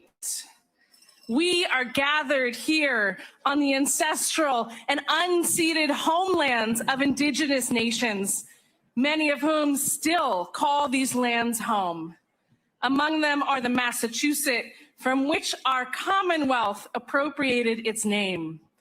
The Wampanoag, Neponsit, Namkeeg, Nipmuc, Narragansett, Pennacook, Pequot, Pocumtuck, and many other nations living in and around what we call now New England.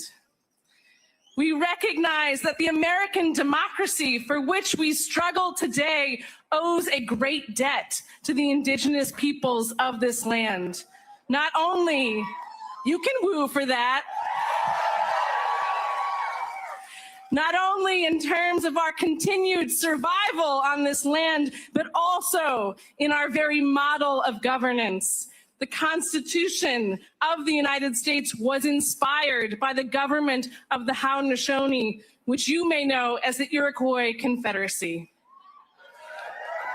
We stand in solidarity with our Indigenous siblings, knowing that the U.S. will never be free until the stewardship of this land is returned to its Indigenous peoples.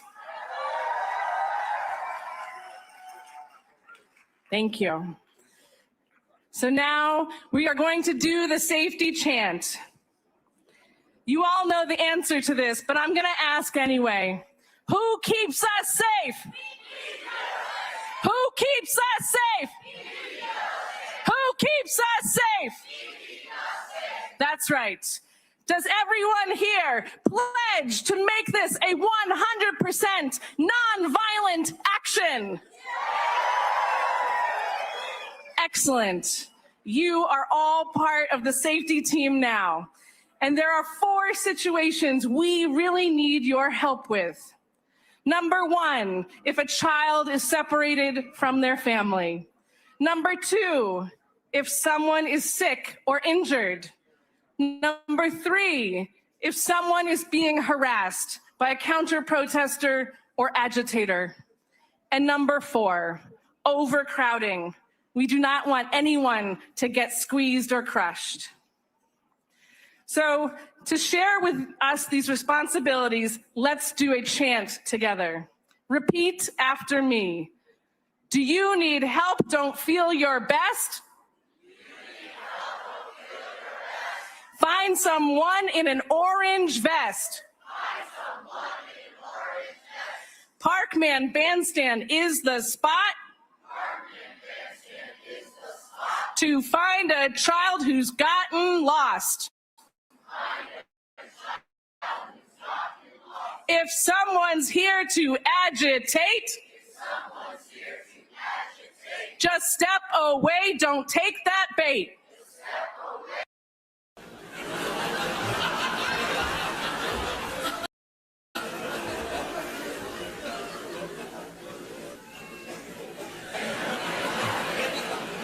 Excellent. One more thing, and for this part, I invite you, if you want to move your body or march in place so we can get a little warmed up. Touch our elbows, hands in the air. Turn to the... I'm kind of scared to hear what she's going to say. As soon as she said touch her elbows, hands in the air, what's going to come in after this? I don't know. I'm a little nervous, guys. Hope it's YouTube friendly. You know how these people like to... left, turn to the right. If I can't do this, we're packed too tight. Who keeps us safe? Who keeps us safe? Thank you.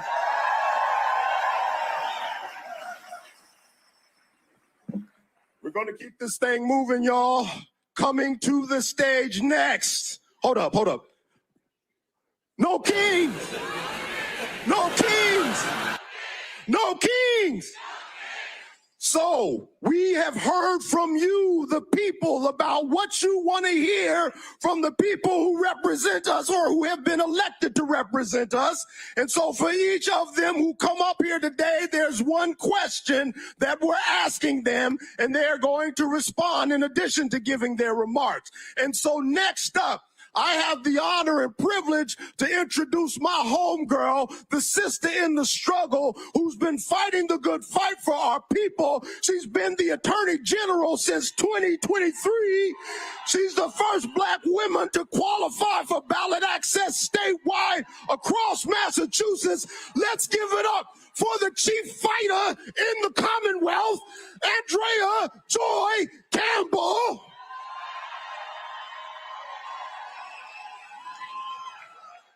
And Madam Attorney General, your question, what are you doing to stop ICE's unlawful actions and support immigrants? Thank you, Rasan.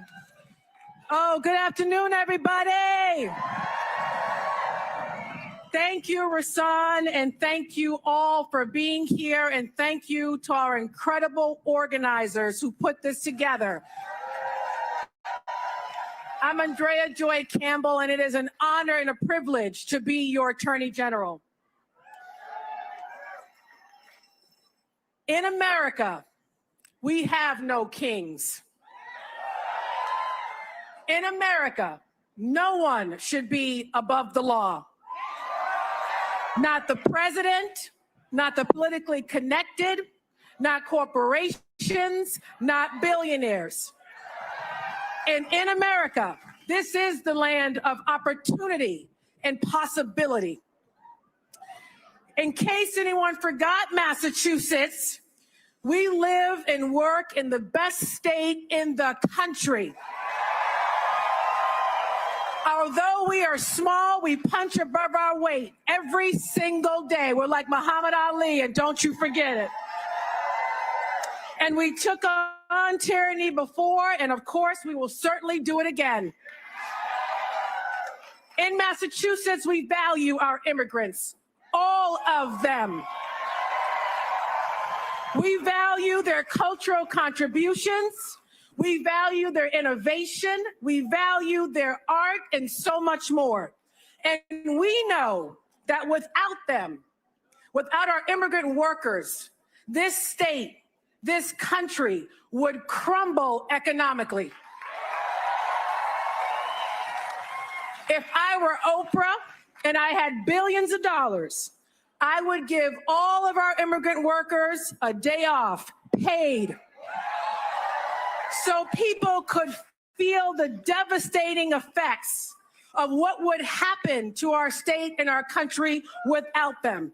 It would crumble.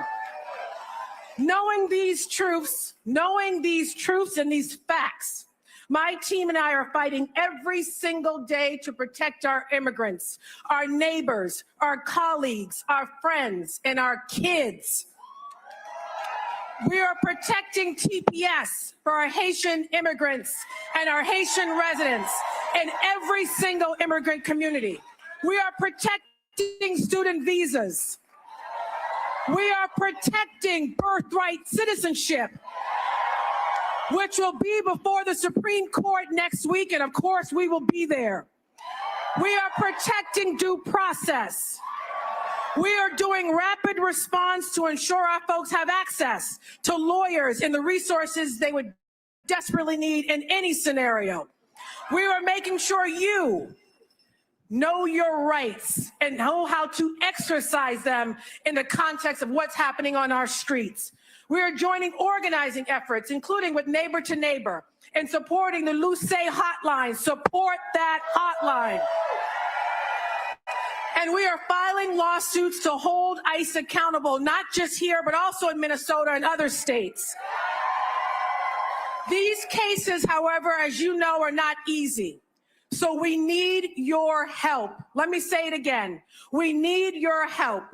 And with the governor, we recently launched an ICE misconduct portal. This is critical. We need you to record your videos of any interactions that you see in the streets, to upload your stories, your videos, all of it secretly, safely, so that we can get that information and do what with it? Review it, investigate, and prosecute anyone who is violating our laws, who is harming our people, and who is threatening their safety. And let's be clear, it's not just about ICE. We have filed 53 lawsuits against this Trump administration. They came for our SNAP benefits, and we fought and we won. They came for our public schools, our reproductive freedoms, our children's mental health, and we fought and we won. They came for our climate protections, including our endangerment finding, and we're fighting that and we will win. And they're looking to come for our voting rights. And I say, bring it on. And why? Because with this collective power, with our people power, we can do anything. And we certainly will overcome this administration like we've done any in the past that have sought to harm us and dismantle the values we care about. And I want you to know this. This Attorney General, your Attorney General, has absolutely no fear. With the death and loss of all of my biological parents, all of my biological grandparents, including my twin brother, Andre, who died 13 years ago, I know I had people who fought for me to be the first Black woman Attorney General, to be the first woman of color to win statewide office here in Massachusetts.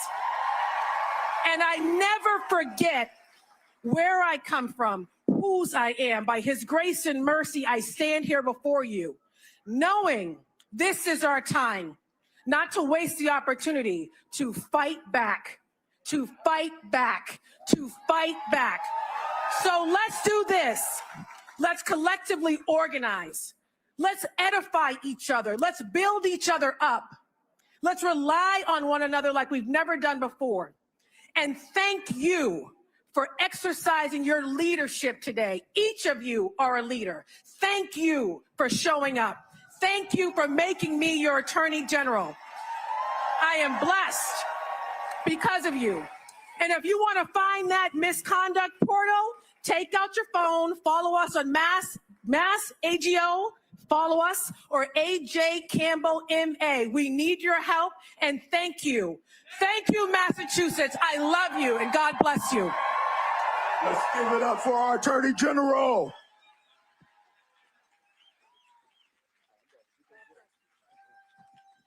No thrones, no crowns, no kings, no thrones, no crowns, no kings, no war, no unjust war. So coming to the stage next, we have Bahar Sharafi, from the National Iranian American Council. She is an Iranian American peace activist. She was born and raised in Tehran and is currently based in Boston. She is a volunteer with the National Iranian American Council, as well as a number of other anti-war organizations. Give it up for Bahar Sharafi. Along with her is Jeffrey Parente for About Face Veterans Against the War. Jeff is a Marine Corps Iraq War veteran. He is also a third-generation veteran. He is a member of Veterans for Peace and About Face Veterans Against the War, as well as organizing with multiple other organizations. Give it up for Jeff and Bahar.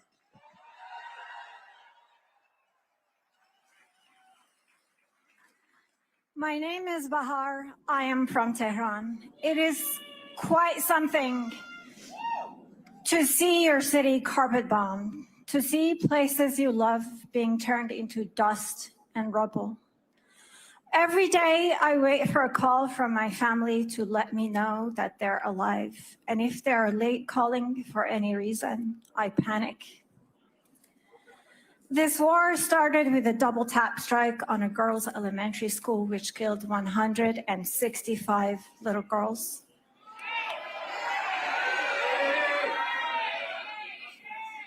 Over the past month, more than 2,000 Iranians have been killed.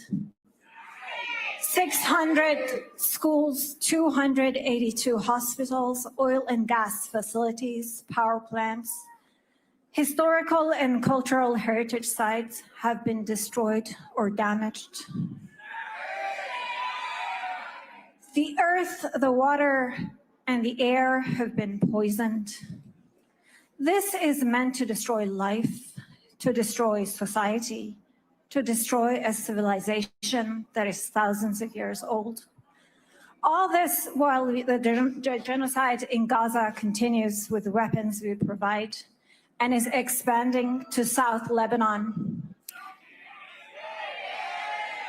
And for some reason, we are also torturing and strangling Cuba. We know that what we do to people in those places comes back here to hurt us. The executive power grab, the consolidation of media, and the criminalization of dissent are already here. This is the richest nation in the history of humankind. Why can't we feed, house, and provide healthcare to everyone in this country? Why are we spending $1 billion a day to destroy Iran? The money taxpayers have spent on this war in its first month could have provided free school lunches to nearly 30 million American school kids. The war on Iran is not just illegal, it is also immoral. It is the duty of every American to resist this war and make sure that Congress doesn't fund it.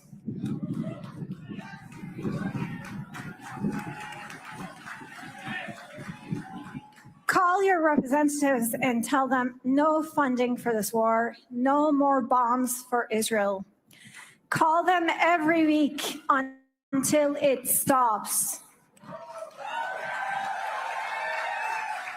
Beyond that, get organized. Find an anti-war organization to join today. We are 1 month into this war. We need an anti-war movement. We need to be on the streets. We need to be disruptive, enough to make it painful for this regime to continue its course. Thank you, and I will pass it to Jeff.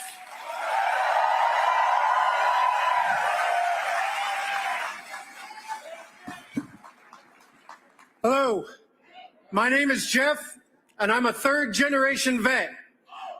All but one of my grandparents served in World.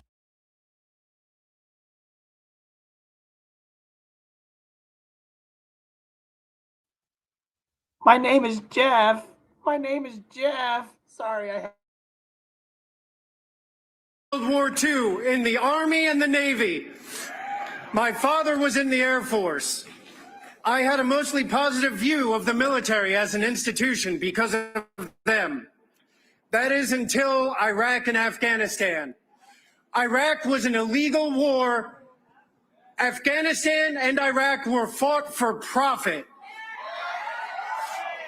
This war on Iran is even worse, and it is a direct result of the Iraq war.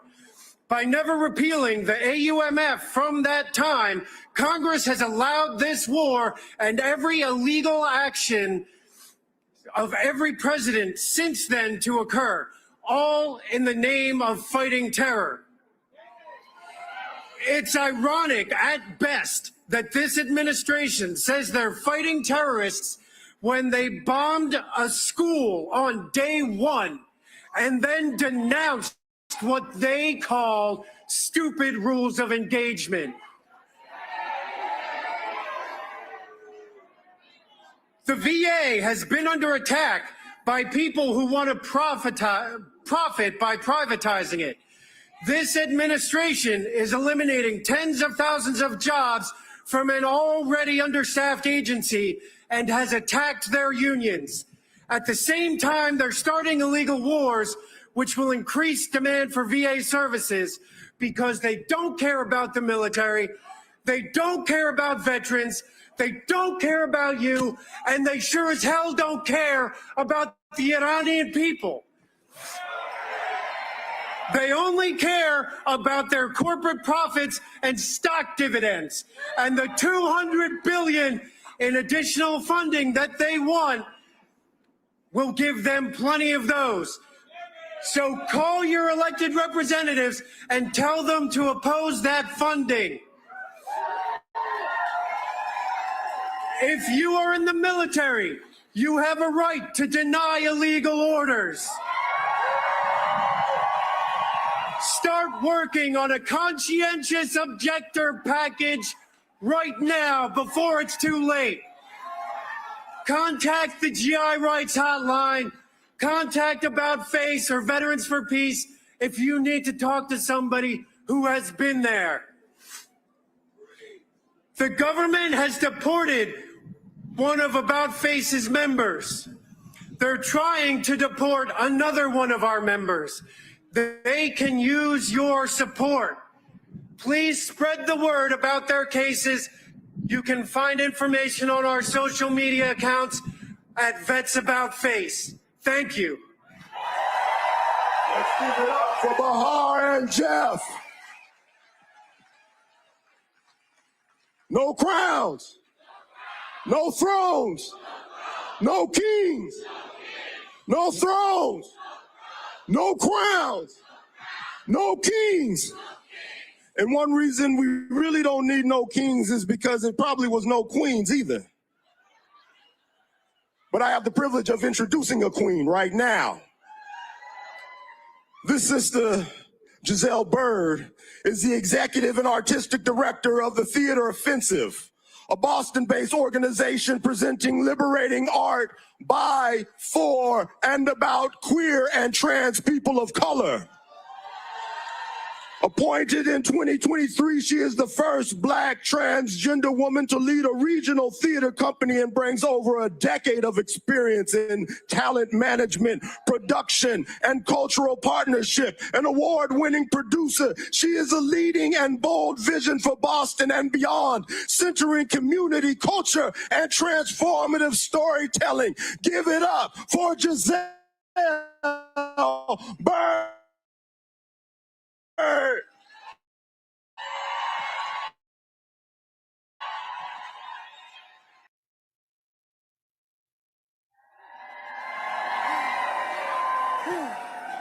Good afternoon, Boston. Oh, wow. Y'all look good.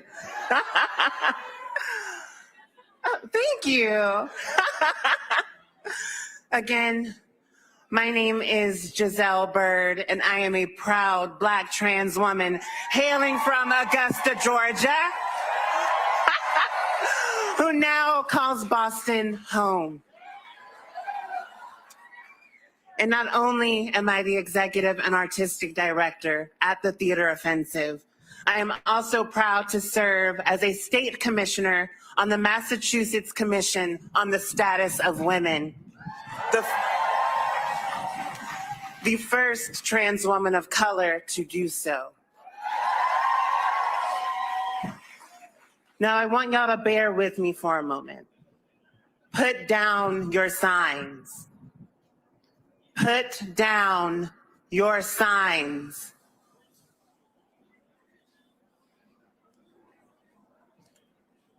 Turn to your neighbor and say, neighbor, I will not forsake you in the fight for liberation. We are not free until all of us are free.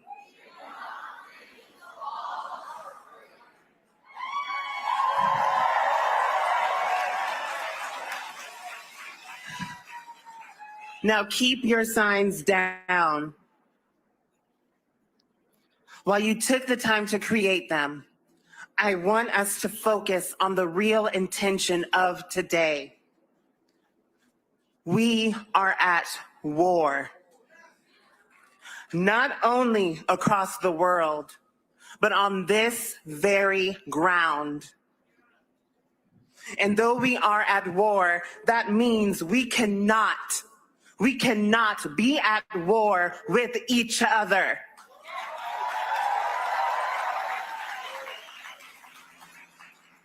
Our fight cannot be for select people to thrive and others to perish. If that is your cause, then you are no better than the oppressive storm spiraling from DC. And let me let you in on a little secret. They're coming for you too, if you think otherwise.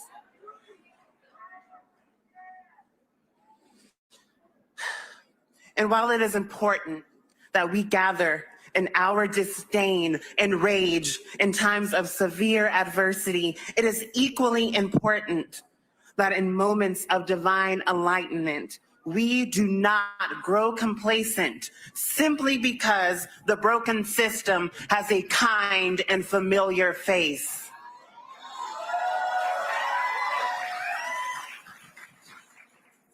Y'all, our democracy has not ever existed to protect all who walk upon these indigenous lands. Even in sanctuary cities and states like this one that we reside in. And that performative act must end today. There is too much at stake. We must demand change and inclusion, for else it will crumble. It will. For the birthplace of the American Revolution, it is time that we start living up to that moniker.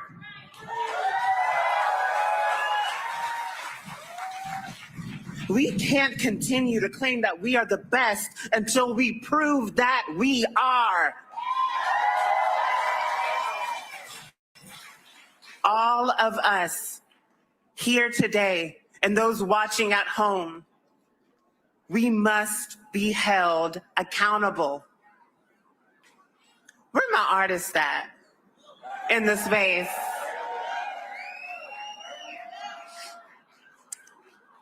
To the artists, keep creating.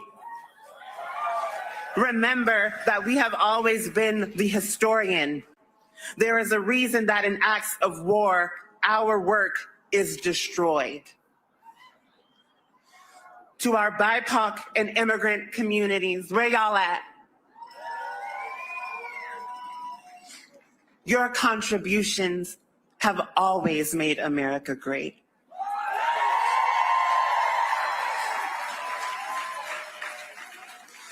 Your blood, sweat, and tears have fertilized this land. And allies, it's time for you to fight now. We have grown weary of proving our humanity. It's your turn. To those who birth lineages, may the day come where your autonomy is no longer up for debate. And specifically to those of color, may you no longer perish as you give birth to our future.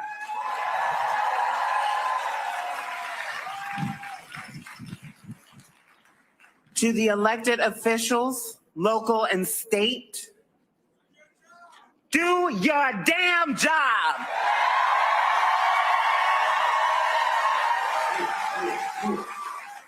Fight like hell, flip every table, and work in tandem with community when you make decisions, not just for a publicity shot. Protect us. There are no kings, and let it be clear, there are no queens either. It's beyond time that we, the people, all people, are reflected in our governance. And please recognize, thoughts and prayers won't answer for someone missing at the dinner table.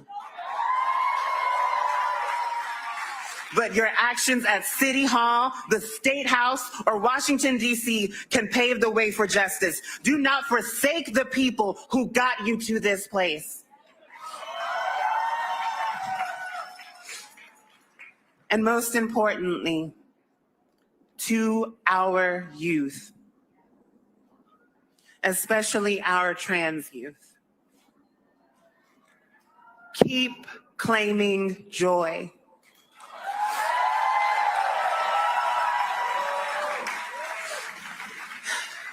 They will work overtime to strip you of every fiber of your being, but please know they will not ever be able to possess the magic that you do.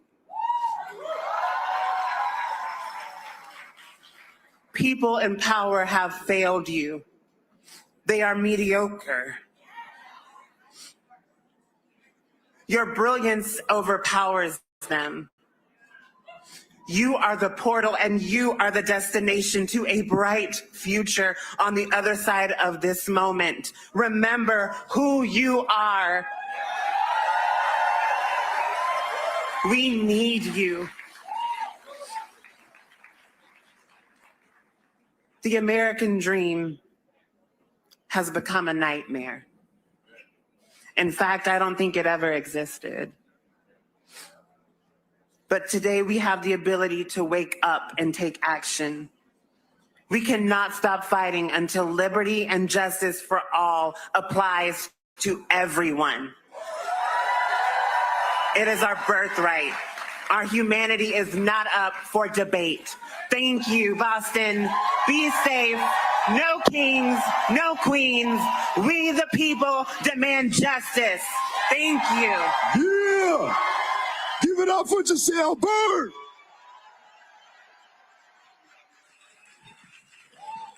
No ICE. No fear. Immigrants are welcome here. No ICE. No fear. Immigrants are welcome here. Coming to the stage next, I'd like to introduce Adriana, who is a speaker from the Luce Network. And with her is an interpreter, Esther Sarah. Adriana will be joined by the translator. She's a volunteer with Luce and would rather talk to you about them. Luce is a coalition of immigrant-led grassroots organizations helping fight for justice for all immigrants in Massachusetts. Luce is tabling. So go to the table and find out more about Luce. Welcome, Adriana and Esther.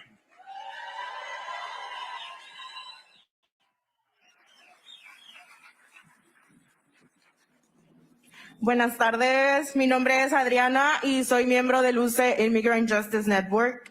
Good afternoon. My name is Adriana, and I'm a member of Luce Immigrant Justice Network. Llegué a este país hace poco más de un año. Mi mamá y yo estuvimos separadas por 7 años. I came here to this country a little over a year ago. My mother and I were separated for 7 years. Tiempo en el que perdimos abrazos, consejos y gran parte de mi crecimiento. During that time, we missed hugging, we missed giving advice, and a big chunk of my growing up. Cuando cumplí 16 años, mi papá murió y fue muy duro no estar con mi madre en ese proceso de duelo. When I was 16 years old, my father died, and it was very hard not to be there for my mother during that grieving process. Siempre tuve el deseo de volver a abrazar a mi madre y también de superarme, y por eso decidí venir a este país. I always wished to hug my mother and to do better, and that's why I decided to come to this country. Cuando llegué a Boston, entré en un momento crítico en este país. El siguiente día que entré, vi alertas de los primeros arrestos por ICE. When I got to Boston, I came to this country in a critical moment. The next day after I came in, I saw the alerts about the first ICE arrest. Vi a una comunidad con mucho miedo, que no salía a trabajar, no salía a dejar a sus hijos a las escuelas. I saw a community with a lot of fear that wouldn't go out to work, wouldn't go out to drop their children at school. Poco a poco empecé a conectarme con organizaciones locales y aprendí más de Luce. I slowly started getting connected with local organizations and I learned more about LUCE. Por eso estoy como voluntaria apoyando a la comunidad más impactada. LUCE es una red de apoyo para nuestra comunidad inmigrante. This is why I'm a volunteer supporting the most impacted community. LUCE is a support network for our immigrant communities. Pero mi historia no es solamente mía. But my story is not only mine. Es la historia de muchas familias separadas a nivel nacional. It's the story of many families separated at the national level. Personas que dejaron todo atrás buscando una vida mejor. They came to have you get active. They came to have you sing. Give it up for Be Vocal. Hello! Hello, Boston! You look beautiful!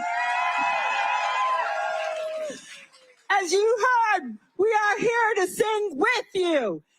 And this song, only 3 words. Do with us! ICE into our streets. The Commonwealth of Massachusetts always punches above its weight.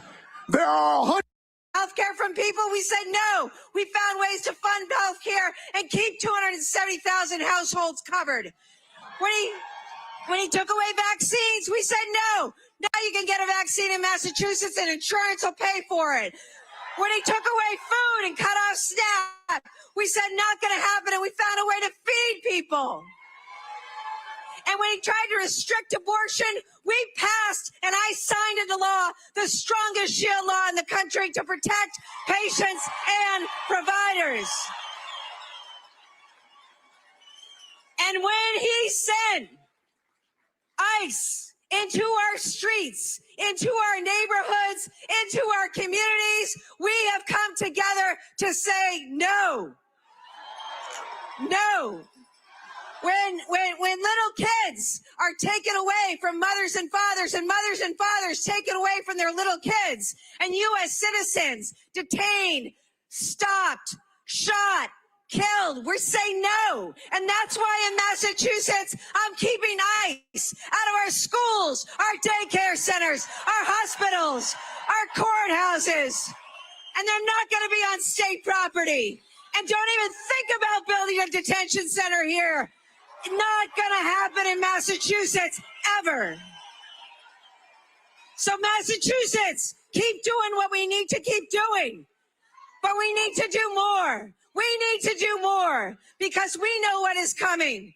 We know that Donald Trump is going to weaponize every agency in the federal government to steal this election.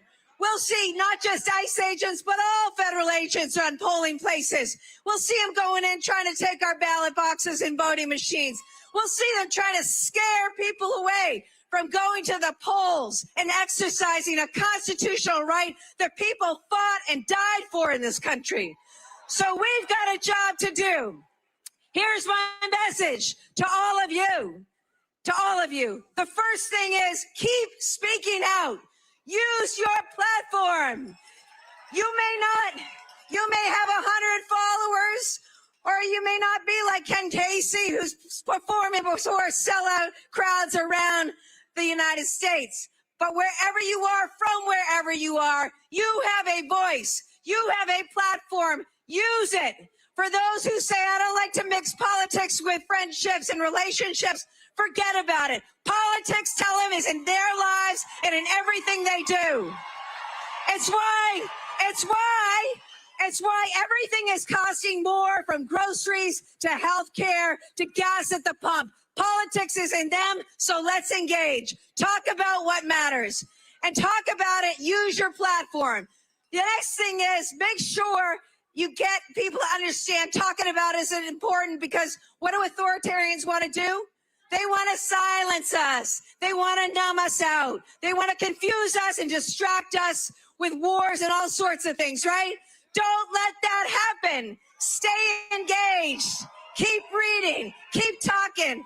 Keep speaking out and keep talking to one another and keep building community. Look around you. This is community. This is the kind of community we need to keep building over the next several months. And finally, we got to get out and vote.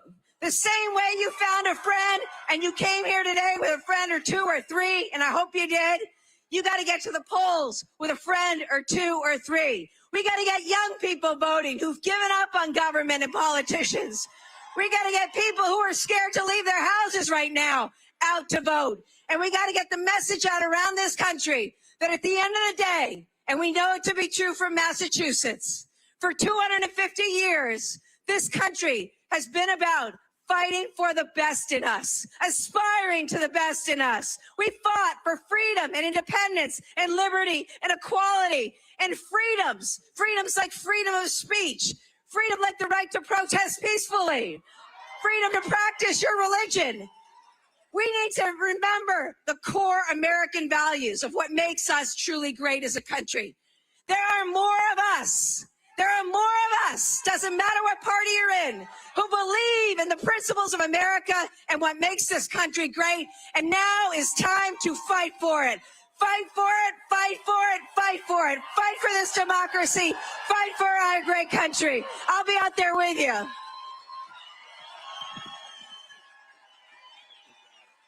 Give it up for our governor, Maura Healey. Things are so much better when women lead. Stand up for women's rights. Stand up for reproductive autonomy. So I made a mistake because I was supposed to ask the governor a question, but she already answered the question. It was, what can we do to make sure we keep ICE detention centers out of Massachusetts? She just said we're not going to build them here, right? No ICE, no fear. Immigrants are welcome here. No ICE, no fear. Immigrants are welcome here. No ICE, no fear. Immigrants are welcome here. No ICE, no fear. Immigrants are welcome here. So coming next to the stage is a young man with a bright future ahead of him. Last year, when he was a junior, playing volleyball, doing wonderful things in his school, he was illegally and unjustly detained by ICE. It tore his school community and his family apart. But thankfully, he was released, and he's back here. He's got a bright future ahead of him. He's going to go to college. He's going to study political science. Give it up for Marcelo Jones da Silva.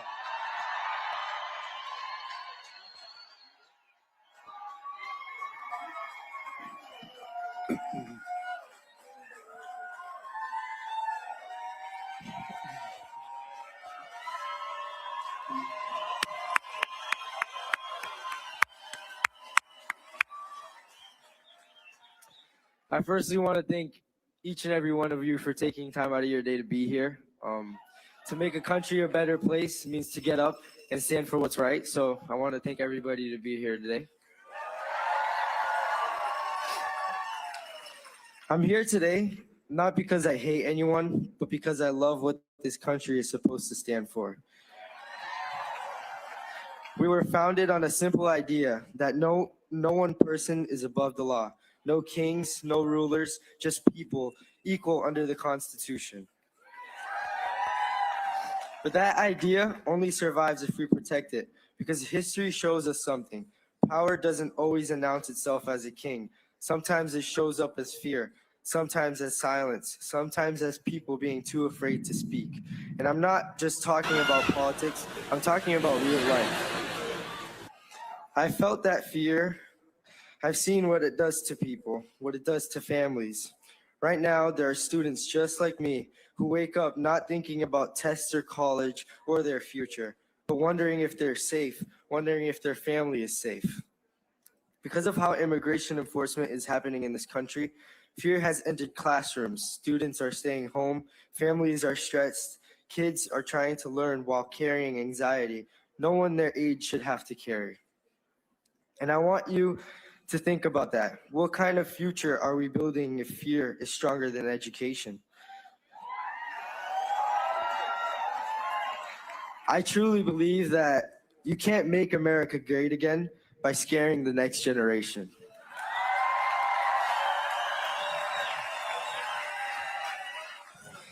You can't create leaders by forcing kids into hiding. That's not strength. That's not leadership. Real leadership creates stability. It creates trust. It allows people to live, to learn, to grow without constantly looking over their shoulder. Because freedom isn't just words on paper. It's whether people actually feel safe enough to live their lives. And freedom means we question power. We don't worship it.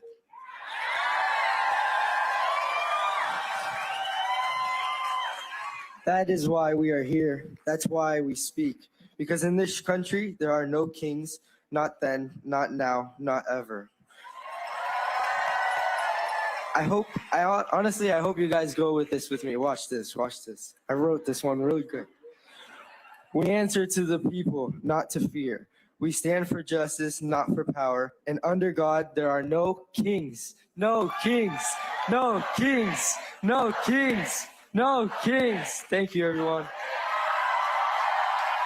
Give it up for Marcelo. The future is bright, Massachusetts. The future is bright. So again, you all gave us questions that you wanted answered from your elected officials. The next person that I'm calling up is being asked the question. We're already voting, marching, donating, and talking to everyone we know about our concerns. What else can we do to turn this nightmare around? Well, the next speaker knows something about turning nightmares around, because as consumers, this capitalist corporate system has been a nightmare to many of us.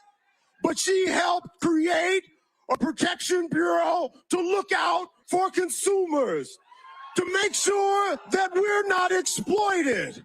Representing the Commonwealth of Massachusetts, give it up for Senator Elizabeth Warren.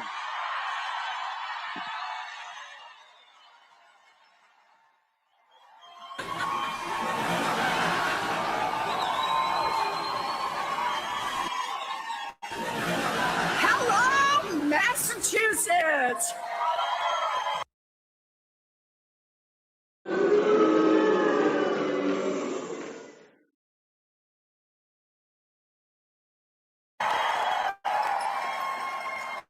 So I come out here and I've been given a question, how do we win?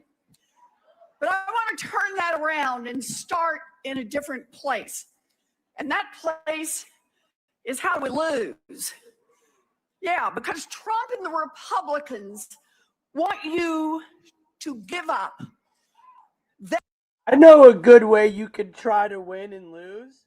Why don't you pretend to be Native American so you could get an education and then talk about how you're privileged and then lose anyways and become a loser anyways? Oh, yeah, that's you, Pocahontas. They want to be able to make corrupt deals, make money hand over fist, shoot people in the streets with no accountability, and destroy our democracy. Donald Trump and the Republicans want you to think that what you're doing doesn't matter. They want you to feel powerless. They want you to give up. Well, I'm here with all of you to send a message to Donald Trump here in Massachusetts, the birthplace of the American Revolution. We don't give up. We fight back. Bet. Now look, I want to stop Donald Trump in his tracks right this minute. But we save our democracy through our elections. That is where the real power lies. Yes, but you got to make it through an election, so you got the numbers.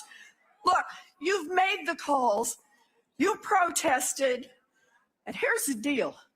You've already made real change.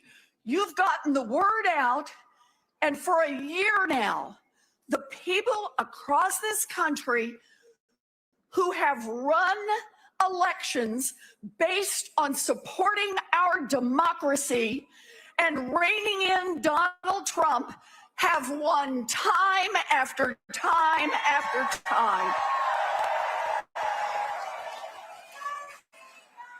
And your hard work, your rallies, your phone calls, your knocking on doors has done a second thing. It's brought new fighters into the race.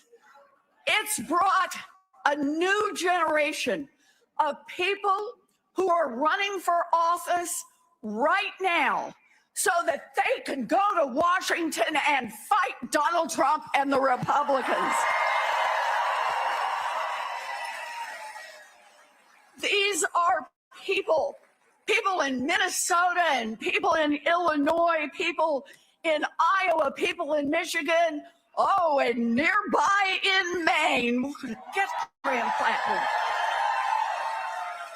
People that you inspired and people who are going to make a difference. Because here's the thing to remember. We are winning at the ballot box and we're just getting started. So I'm here with you because you are fighters and you have the power. So let me ask you, Donald Trump and his private ICE police are strutting around the streets of our cities, gassing little babies, throwing people to the ground, disappearing people, shooting people in the back with no accountability. Will you fight back? Donald Trump, on his own, has sent our brave service members overseas to die in another endless war. And he's spending $1 billion a day to drop bombs halfway around the world. Will you fight back?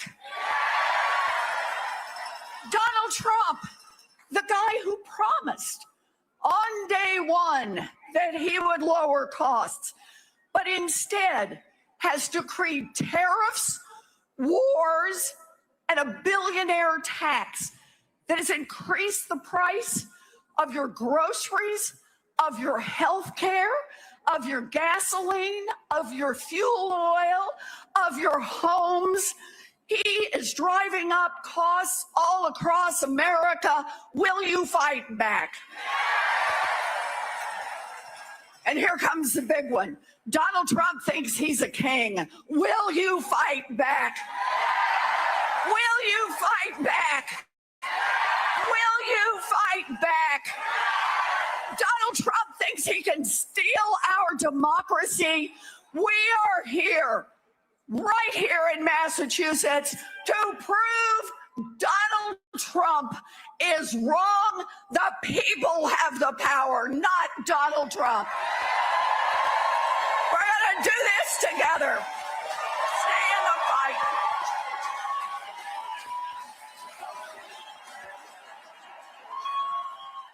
When democracy is under attack, what do we do?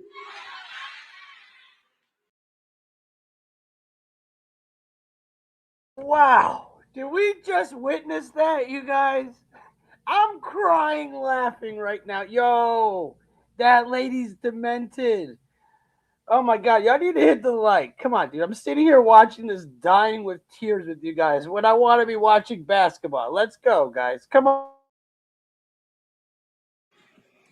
Come on, y'all. When democracy is under attack, what do we do? When racial justice is under attack, what do we do? When women's rights are under attack, what do we do? When trans rights are under attack, what do we do? When voting rights are under attack, what do we do? When democracy is under attack, what do? So the next person I'm bringing to the stage is someone who's always stood up, who's always fought back, fought for the little guy, the little guy, the little person, the little people, the working people. I recently had a trip to Washington, D.C., and I had a chance to go meet with him and talk with him. And one of the things that we talked about was the threat of voting rights. And we talked about how people in our households would not be able to vote if this terrible Save America Act gets passed. He recognized that.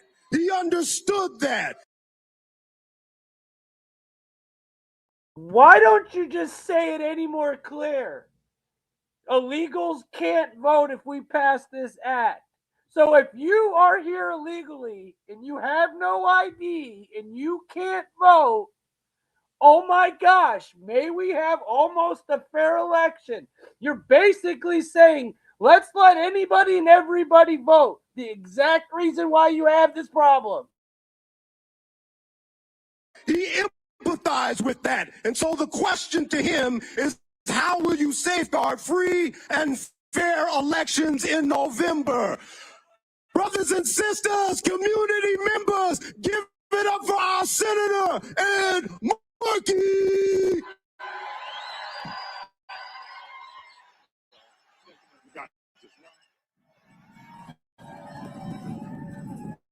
Thank you, Massachusetts revolutionaries, for coming out today. This guy's way too white for this crowd. Way too white.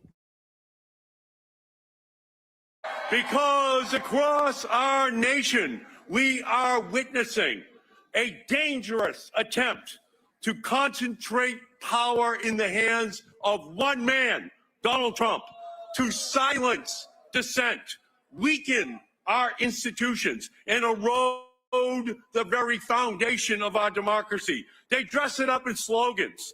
They disguise it in legislation, but we know the truth. And just this week, Elizabeth Warren and I fought back against the so-called SAVE Act, a bill to block millions of eligible Americans from exercising their right to vote. And let's be clear about who Trump is targeting. If you are a black or brown voter, if you are a voter with a disability, if you are an LGBTQ voter, if you're a trans voter, if you are... Absolute lies. Absolute lies. I can't sit here and listen to this. He's lying to you. If you are trans and you have an ID and you're legal, you can vote. If you are LGBTQ and you have an ID, you can vote. If you're a man, you can vote. If you're a woman, you can vote. Name me one person that can't vote, that's here legally, that's not a felon, and has a damn ID. Please tell me why you want any more or any less. Are a young person or someone who has changed their name, including married women and members of the trans community. They are trying to make it harder, if not impossible, for you to cast your ballot. This is not about election integrity. It is about voter suppression, plain and simple, because they are frightened. They are afraid because the people are rising across our country. I'm going to keep correcting this dude. No wonder they use the cracker as the token to come up and say the stupid stuff. Really, dude? No, dude. No. We don't want illegals voting in our thing. Period. Straight up. I don't know why you're giving everybody these lies, but this is what I do to people like you. Boo this man.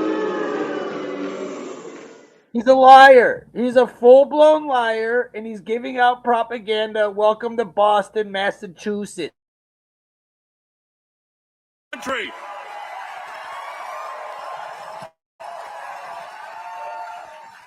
The SAVE Act should really be called the Save Their Asses Act, because the people are up and they're ready to fight, because Donald Trump and MAGA Republicans know they cannot win an election in 2026 if every eligible voter, every eligible American gets to vote. So instead of earning support, they are trying to rig the rules, because when more people vote, MAGA loses. This is not about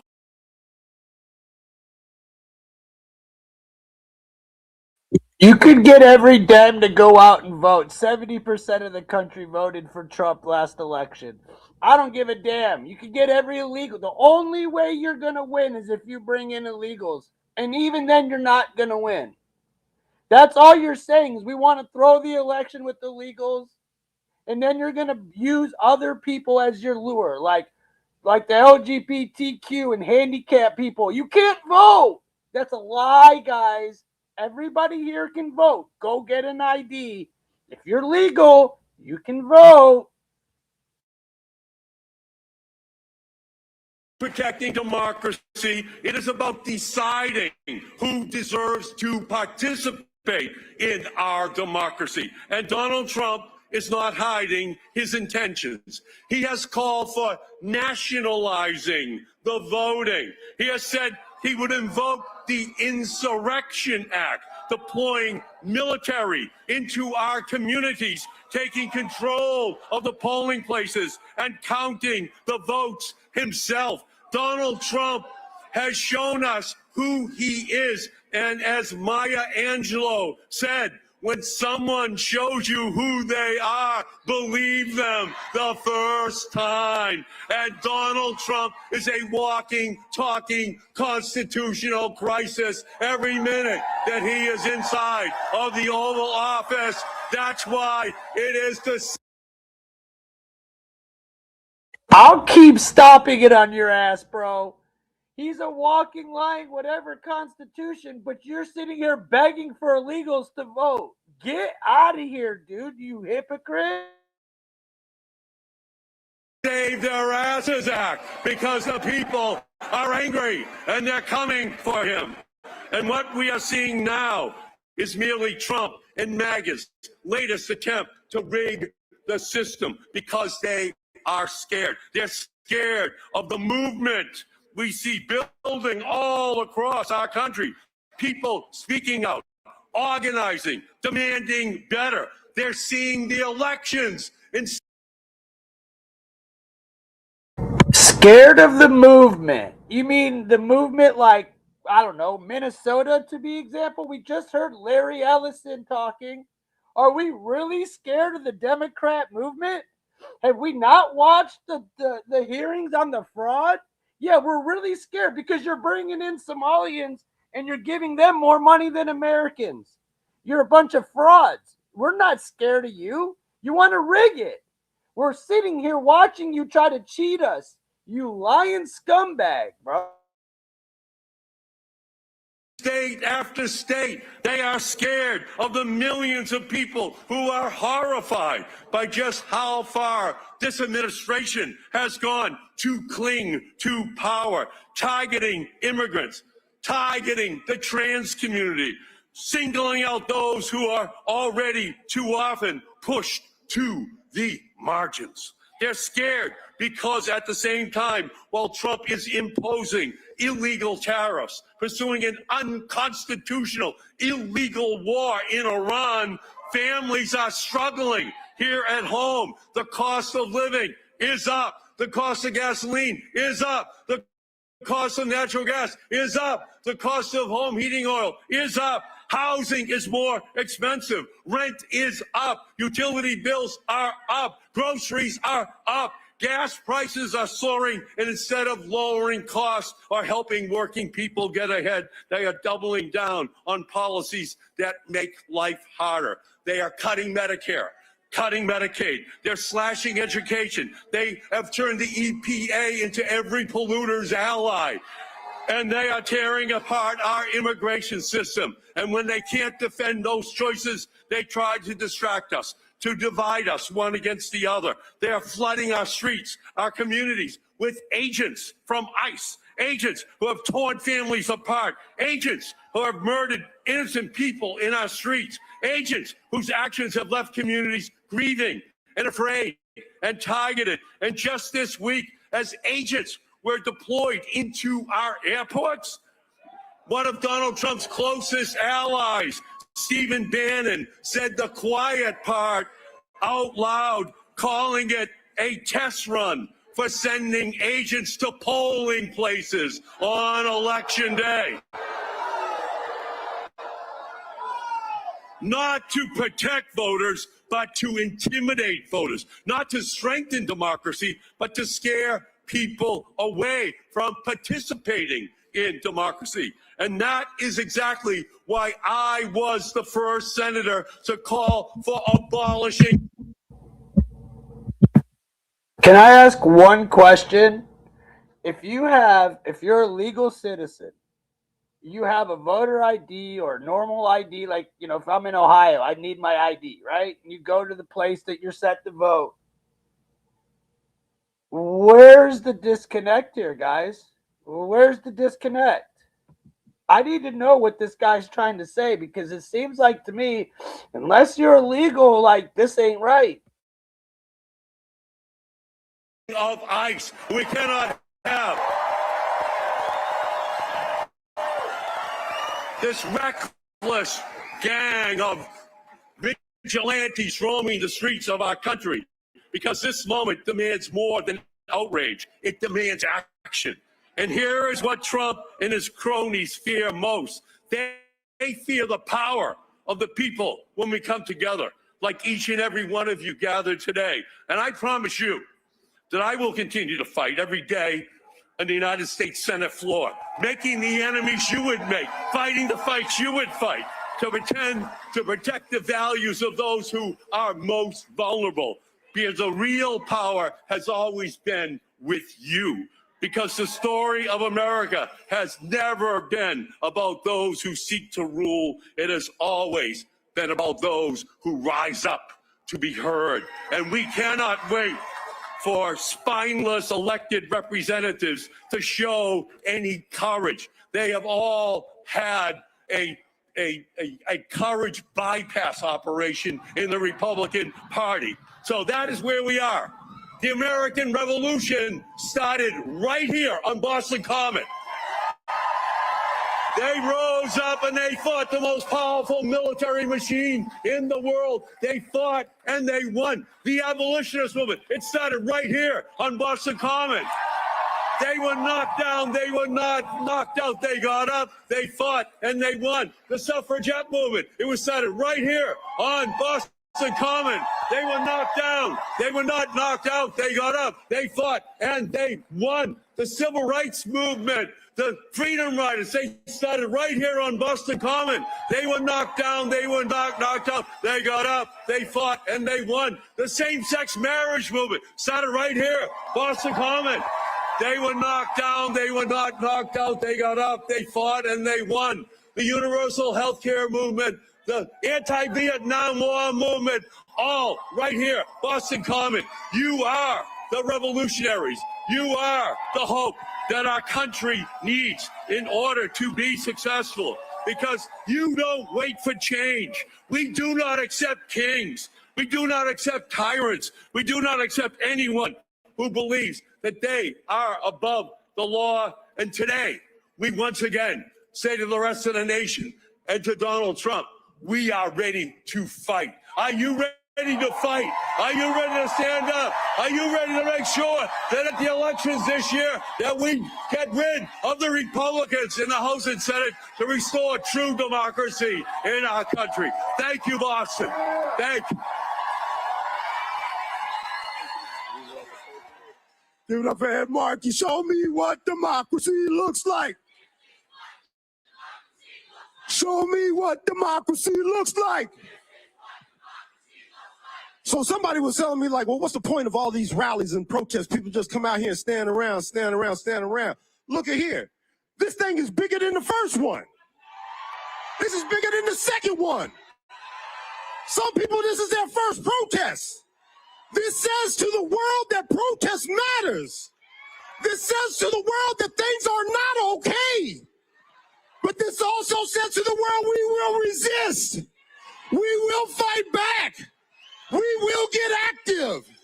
Make sure you go to the action tables. Make sure you find out about the organizations you can sign up with. Make sure you learn about the policy initiatives you can push. Our voting rights are under attack. But here in Massachusetts, we're going to fight for same-day voter registration. Let's make it happen. Coming up, we got a treat. Jimmy Tingle. You like that, Jimmy Tingle? Jimmy Tingle is a comedian, the founder of Humor for Humanity, and a former candidate for Lieutenant Governor of Massachusetts. His newest film, Jimmy Tingle, The Radical Middle, Why Would a Comedian Run for Office, is streaming for free on his website at jimmytingle.com. Ladies and gentlemen, brothers and sisters, peoples and friends, welcome Jimmy Tingle.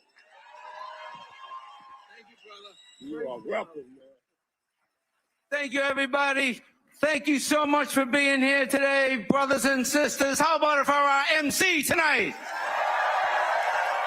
Doing a great job. So, our defense budget is now $1 trillion. How about housing as a form of national defense? Do you know how many houses we can build with $1 trillion? That's like 3 houses in Newton, 2 condos in Cambridge, or a parking space on Beacon Hill. How about health care as a form of national defense? Because of Obamacare, Americans are living longer and healthier lives than ever before. They say 60 years old is the new 40. I love that. 80 is the new 60. I love that. 100 is the new 80. I love that. And the afterlife is the new assisted living. So we have that to look forward to, brothers and sisters. The Republicans want to cut Obamacare. You know what they want to replace it with? Health care savings accounts. So we save up for a medical emergency. Jimmy, you going to the Cape next summer on vacation? Geez, I'd love to go. I'm saving up for a stroke. How about immigration reform as a form of national defense, brothers and sisters?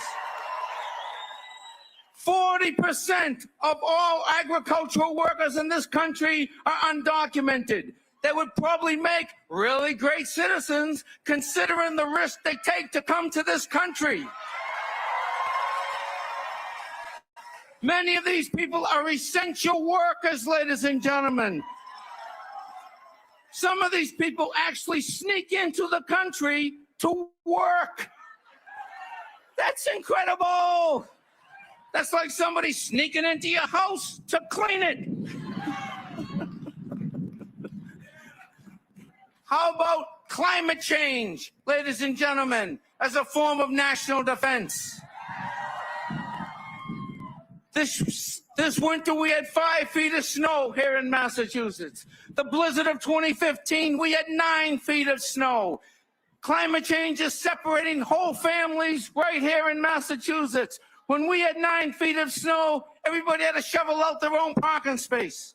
I come home from work, I saw a woman pulling in to my parking space. I said, "Excuse me, miss.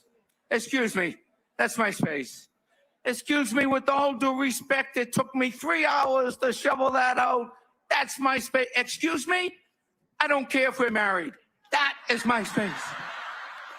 That is my space. You get your own space. We'll discuss this at dinner. Thank you so much for being here today, because with your help, ladies and gentlemen, with your help, brothers and sisters, we are going to take back the Congress. We are going to take back the Senate. And we are going to take back the White House. And we are going to take back the Supreme Court and overturn Citizens United. The Supreme Court is not helping us, ladies and gentlemen, with affordability. The Supreme Court ruled that money is actually a form of free speech. Well, if money is a form of free speech, how much speech does the middle class have? How much speech do the poor have? How much speech do students with tens of thousands of dollars in student loans have? If money's a form of free speech, then lack of money has got to be considered lack of speech. So I am suggesting on April 15th, when the federal government wants our tax dollars, I suggest we all write letters to Washington basically saying, listen, we'd love to pay you, but to be perfectly honest, we're speechless. But with your help, we're not speechless. And you know what's beautiful, ladies and gentlemen? For the last 50 years, the conservative movement in this country, they've taken God, they've taken the flag, and today, brothers and sisters, we're here to take it back.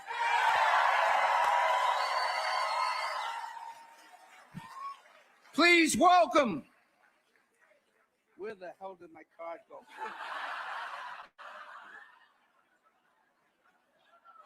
Do you see what the climate is doing to us?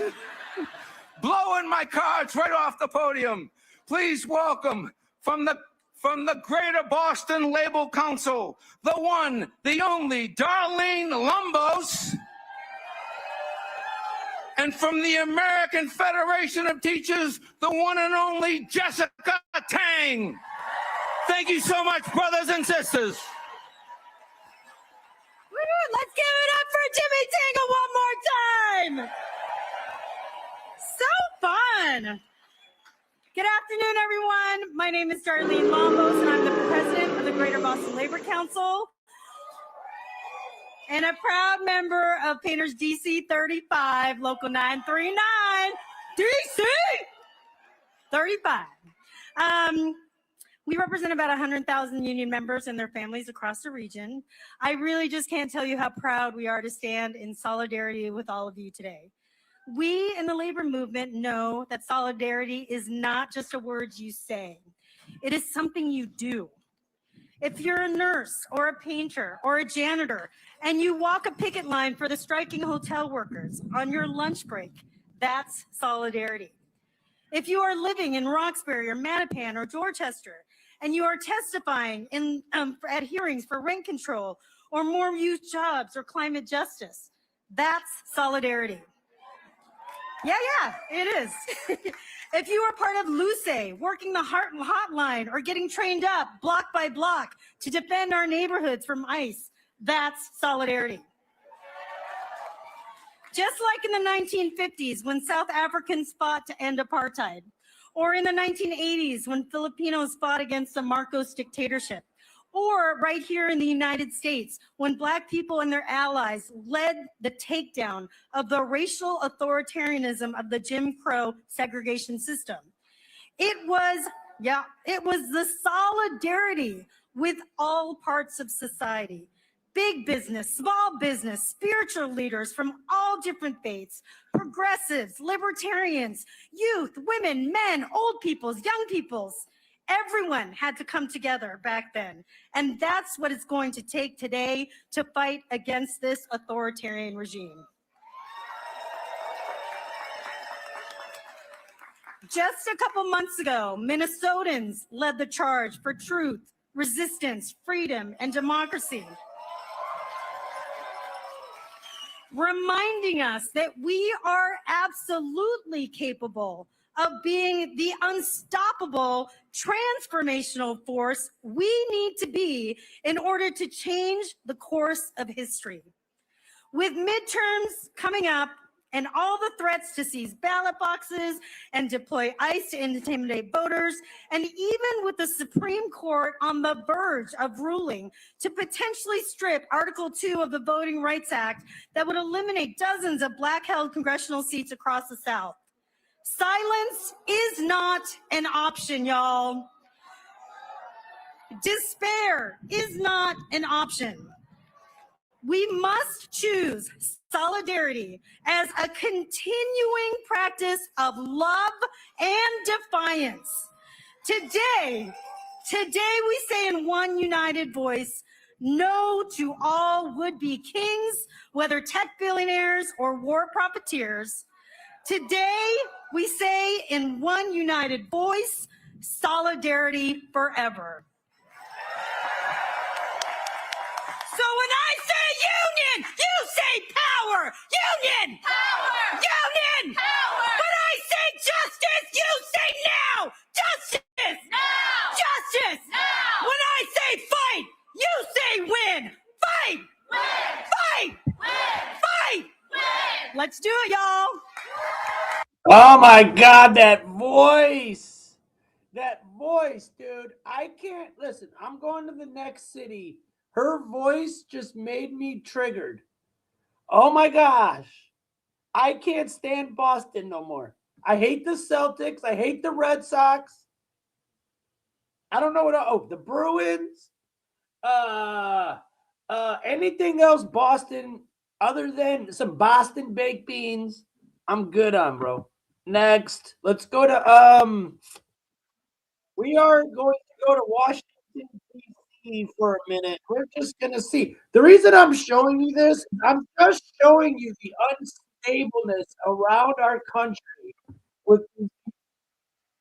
Let me show you how unstable these people really are.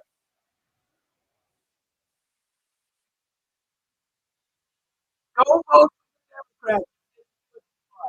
Here you go.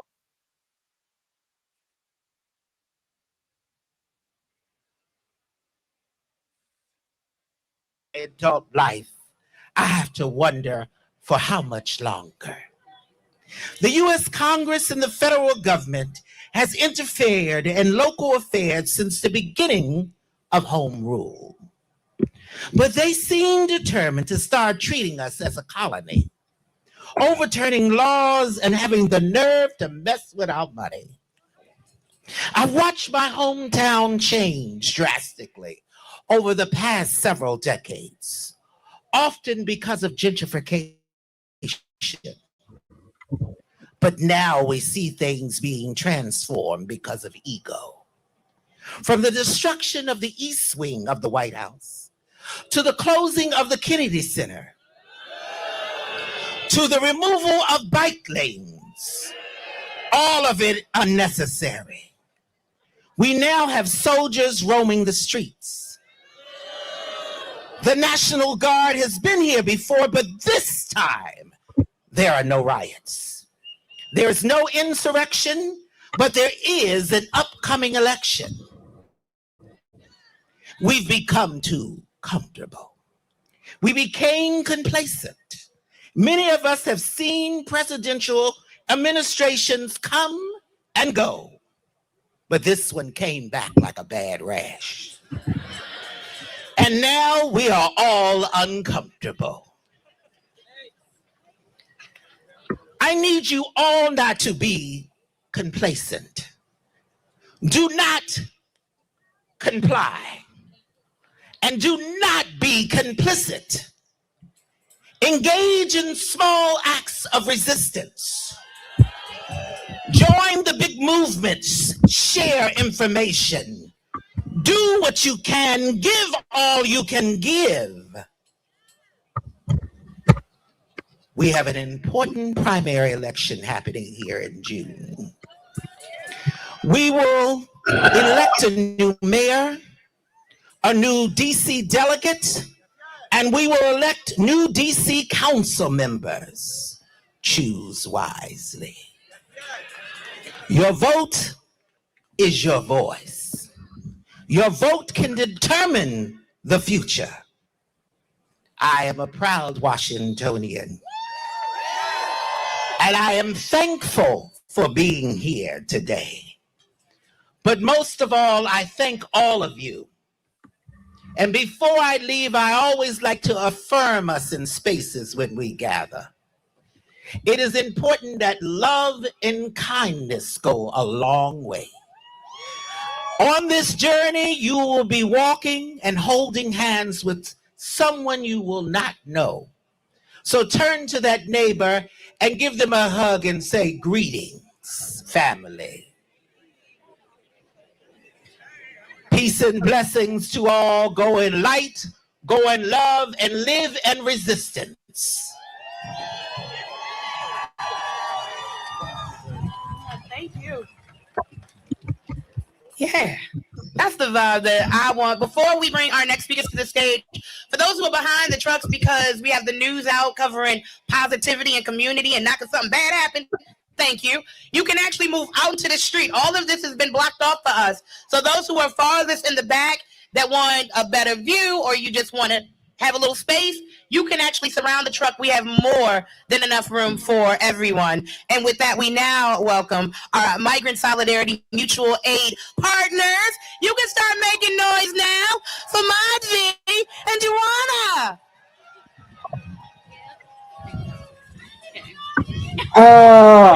Hi, my name is Madhvi, and I'm an organizer with Migrant Solidarity Mutual Aid. We are here today because our communities are being attacked and our home is under occupation. Hola, yo soy Juana. I'm too short for this. Soy una organizadora con Migrant Solidarity Mutual Aid. Estamos aquí hoy porque nuestras comunidades están siendo atacadas y nuestro hogar está bajo una ocupación. We are also here today to say fuck ICE, fuck Stephen Miller, fuck Muriel Bowser, and fuck your occupation. You will never break us. También estamos aquí para decir al carajo la migra, Stephen Miller y Muriel Bowser y que se joda su ocupación. Nunca nos van a quebrar. While the occupation of DC did not begin in 2025, the harassment and brutality that we've seen since last summer is a stark reminder of our lack of true autonomy. Aunque la ocupación no empezó en el 2025, el acoso y la brutalidad que hemos visto desde el verano pasado son un recordatorio claro de nuestra falta de verdadera autonomía. Over the past year, we've seen our Black and brown neighbors, immigrants and citizens alike, be abducted off the street by masked feds, thrown into jam-packed holding rooms and detention centers, starved, tortured, and deported to danger, or into jail based on absurd charges that really just translate to existing in public spaces while Black. All while Mayor Bowser and her friends at MPD look away or help. Say it louder, shame! Durante el último año hemos visto a nuestros vecinos, personas negras de color, inmigrantes y ciudadanos por igual, ser secuestrados por agentes federales enmascarados, arrojados en salas de detención saturadas y centros de detención forzados a pasar hambre, torturados y deportados a situaciones peligrosas, o encarcelados bajo cargos absurdos que en realidad son solo por existir en espacios públicos siendo personas negras. Mientras tanto, la alcaldesa Bowser y sus aliados de la Policía Metropolitana miran hacia otro lado o colaboran. Shame.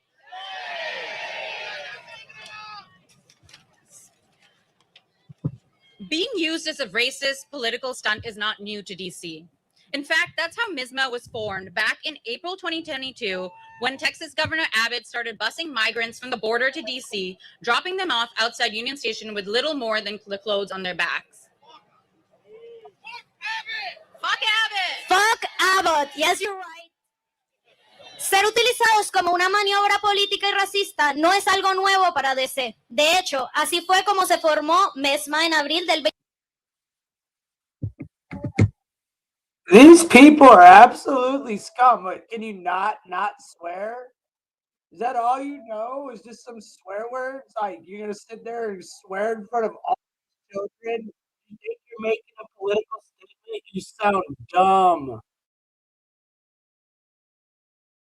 2022, cuando el gobernador de Texas, Abbott, comenzó a trasladar en buses a migrantes desde la frontera ADC, dejándolos fuera en Union Station con poco más que la ropa que llevaban puesta.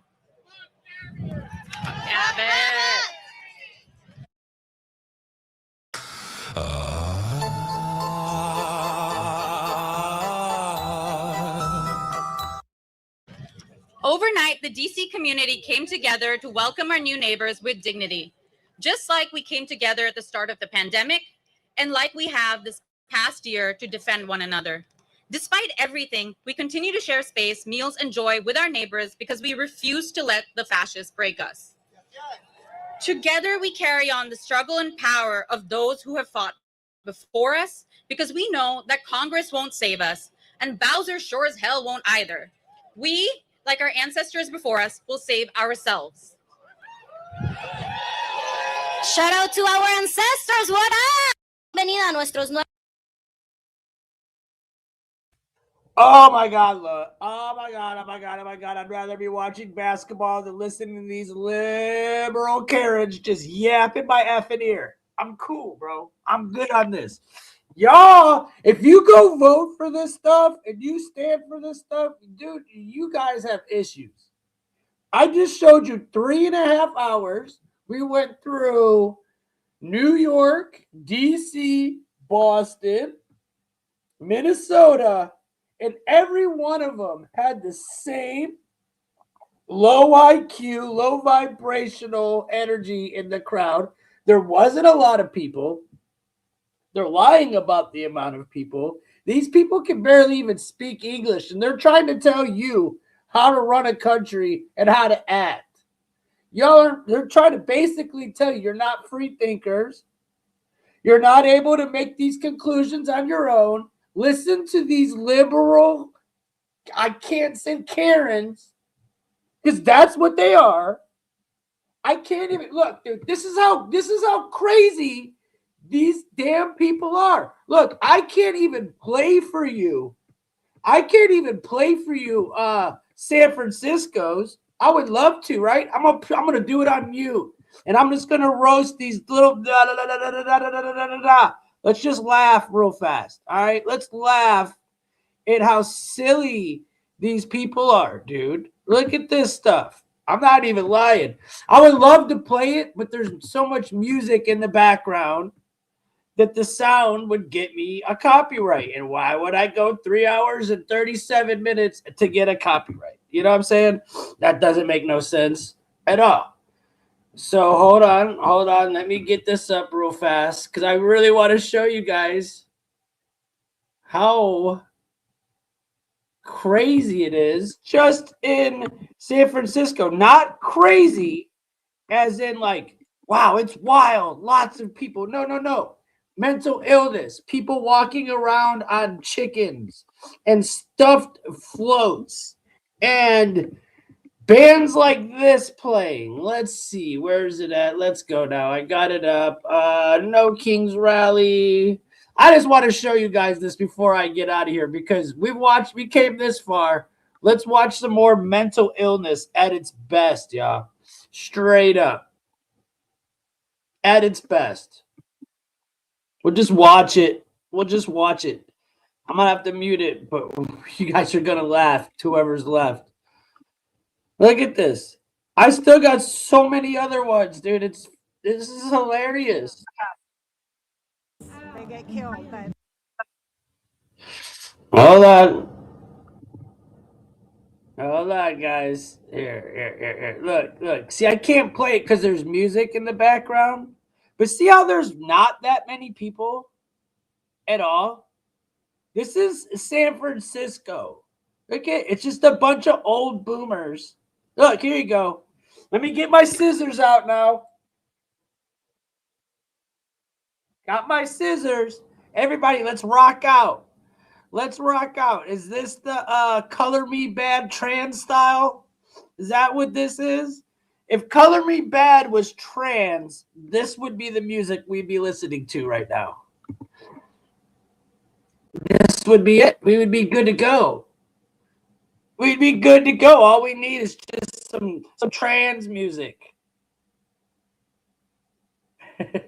Hey, I'm not watching it no more either, man. I'm just going to sit here and make fun of it. Honestly. I'm done listening. Y'all can hear me talk if you want. But this right here is crazy. You're right. We do got Democrat derangement syndrome. Why do you think? Look at this. Look at the screen right now. Why do you think we feel the way we feel? We just watched an hour of the most low IQ people in America talk about how bad it is that they can't vote if you're LGBT, if you're handicapped, if you're whatever. But the real truth, look. Big bad orange man, look at the balloon. Soros paid for that one, guaranteed.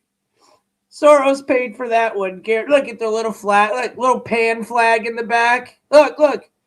All inclusive, guys. All inclusive. If we can't scissor, hold on, let me turn my mic on. If we can't scissor, we don't want it. We don't want it if we can't scissor. Hold on. Hi, I'm San Francisco. Let's get the scissoring going. Let's go. I'm in San Fran now. San Fran what? Ridiculous. Your state's trash. San Francisco's trash. No one cares what you're saying, Karen. Nobody. No, hold on. Let me finish my little rundown. So I'm about to get out of here. Now, that's San Francisco. That's San Fran. You see it. Now, look at all these skinny liberals. Look at, they're all skinny. Man, beautiful skinny liberals. Let's check them out, guys. Beautiful skinny liberals in North Carolina. Let's check them out. Because I've been in North Carolina, and there's beautiful women in North Carolina. Let's see what the liberal women look like. All I see is Jelly Roll. Oh, wait, no. Those are two women. Never mind. I thought that was Jelly Roll before and after picture. My bad, guys. Oops. Weighing down heavily on their hearts, the lack of accountability from the current administration, immigration enforcement by ICE, tariffs. They say the list goes on, and all of that is causing them to question leadership decisions and the system that's put in place to protect them. Of course, a lot of folks preparing to flood the streets of Uptown. They say they're hoping that this will not only encourage folks to see the cause and join the cause, but also encourage folks to get out and vote. They say that's what it's all about if they want to see change. So, of course, people are planning to take the streets of Uptown in, less than an hour here. We'll be sure to stick around and bring you the latest. All right, Tradisha, thank you so much. We appreciate it. We will check back in with you later. Good luck out there. I know that's a very busy scene. We also want to continue on with our coverage. We're going to get next to our Walker Lawson. He is live in Waxhaw. And this is really another sign of kind of the movement here. Walker, what are you hearing from people in Waxhaw? Yes. How does that make you feel? Is this $1 generic Viagra a scam? I research urology, so I investigated. What I feel to see so many folks. It's incredible. I feel like this is our hometown and we're taking it back. And you guys are from Fort Mill area? Yes, sir. Awesome. Thank you so much. Look at all these. Look at all these. As Ruben continues to shoot, you can see across the street. This wraps around the block in front of the Walgreens. If you're familiar with this area, this is the corner where there's the Walgreens and the Wells Fargo gas station. Tens of hundreds of thousands of people just lined up. So many of them. We've been hearing the noise of the horns. Dude, again, let me get my scissors out because this is just a big scissor fest. Folks, I don't even know what to describe them as. Scissor fest. Pig, I think, and then another one hugging in the middle of the street as they met each other. Embarrassing. They go out to the different protests, and some of the folks said that they're actually going to be going from protest to protest throughout the day because they say this is so important. We've seen protest to protest. Let's go. part of Let's we play go. back a lot of video and a lot of Protest, interviews with folks because protest. everyone is out here All talking right, about I'm how playing important this and today then I'm is getting out. I'm and only getting that playing message this to get across. my Of course, brain right the for all ultimate goal the of dumb building stuff I've unity, heard. building connectivity, And we to out. build advocacy against what they say are programs, laws, and I don't even know if I'll finish it, you guys, to be honest. Wow, that was great, wasn't it, though? Wasn't that just some interesting stuff? Wasn't that some interesting stuff? Do you guys feel liberated today? You feel like you guys did a big accomplishment for America today? You think something got accomplished? I just want to know. I think you just displayed your mental illness and how bad the Democrat Party really is. Why the liberal disdain that we have for you, you just showed it to us and why we have it. It's obvious. You just gave us a reason as to why we don't like you. Literally. So I'm gonna play this to end it off because we need some common sense in here. And I might not even play the whole thing. I might just end it, but I just want to play something better. And God bless President Donald J. Trump.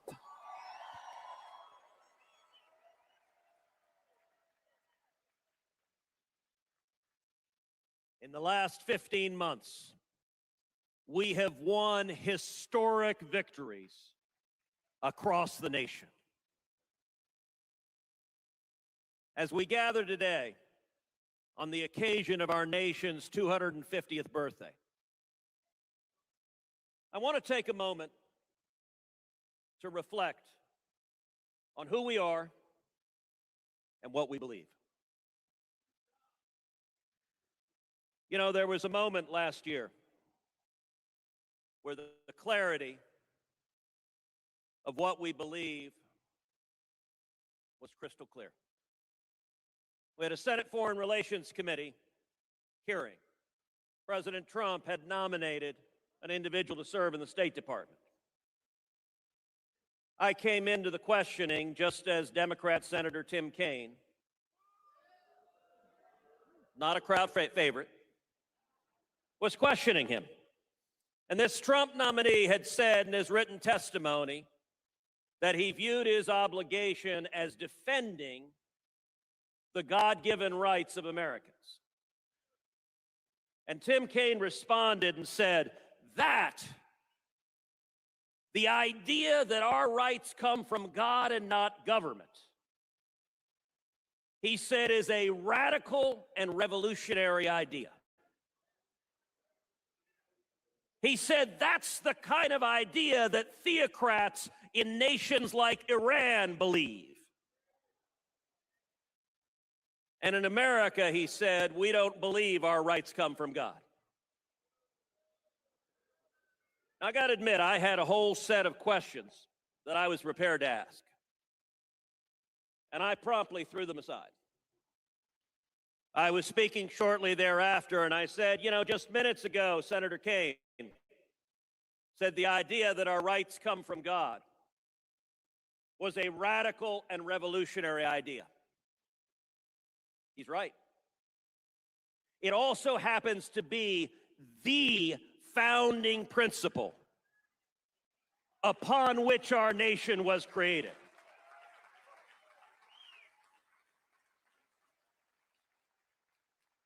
And I said to the folks listening and watching, if you don't believe me, maybe you would believe another Virginian who penned the immortal words, we hold these truths to be self-evident, that all men are created equal, and that they are endowed by their Creator. Not by government, not by the DNC, but by God Almighty with certain unalienable rights.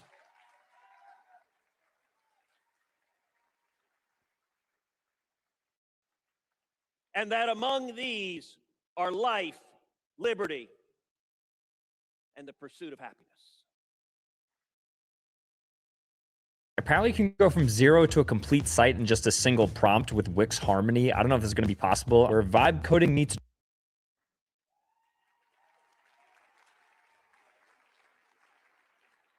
Jefferson continues that to secure these rights, governments are instituted among men and are just with the consent of the governed. To secure. Who are we as a nation? Our rights, they're not given to us by any federal official. They're not given to us by any state. They are given to us by the Lord God Almighty.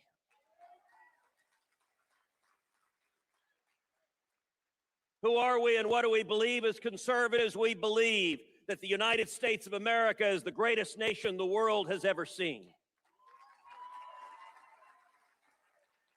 We believe that freedom is powerful and liberating and is a fundamental right of every human being. We believe that the American free enterprise system is the greatest engine for freedom and prosperity the world has ever seen.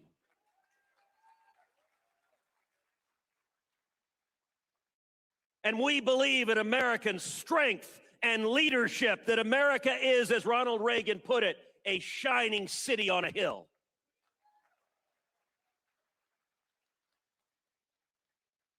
Now let's talk about those principles put into action.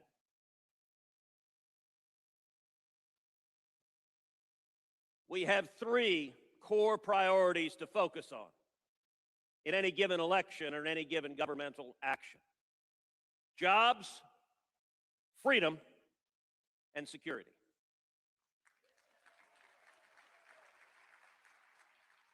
Let's take those one at a time. Let's start with jobs. The Republican Party is and should be, I believe, the party of jobs.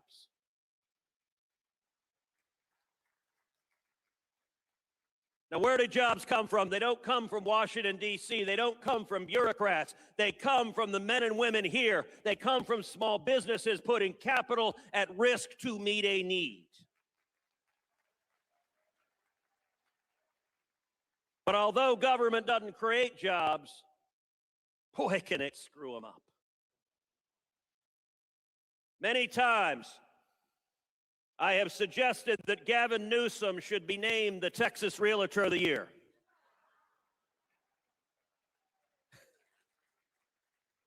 Because nobody in history has sold more homes in the state of Texas than Gavin Newsom.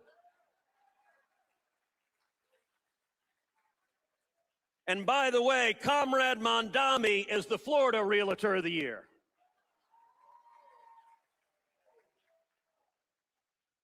You look across the country, it is not subtle. Big blue states with high taxes and high regulations that hammer the living daylights out of small businesses. Every one of them, their populations are fleeing, and they are fleeing to red states with low taxes and low regulations where small businesses can grow and prosper.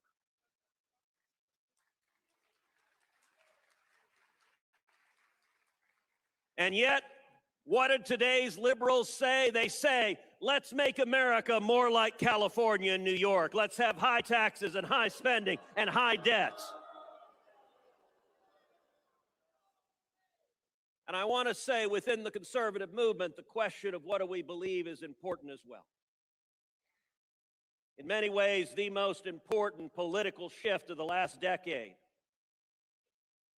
is the Republican Party has become a blue-collar party.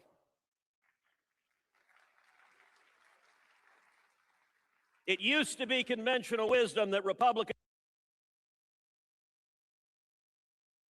Mary, I don't give a damn about this speech anymore. What happened to you? Tell me. You just said, Mary, all over the internet, these Republicans and you gave me my pink slip, sucker. No, I think you're just not very smart, Mary. I think you got a pink slip because you're stupid. That's what I think. I think you were a bad worker. I think you got fired because your DEI hire wasn't good enough for you. You couldn't pass the DEI hire. That's bad. That's why you better keep going to your no Kings rallies, because you need ABT to survive. I understand. Mary. Oh, you have a PhD? Oh, Mary's got a PhD, but you still got the pink slip, sucker? So you're a shitty doctor then, is what you're saying, fool. Okay. Well, everybody know, don't go to Mary Gray if you need any type of PhD work. You just said in my chat the Republicans gave you a pink slip. If you're a good doctor, you're not getting a pink slip. You gave yourself a pink slip. Sorry.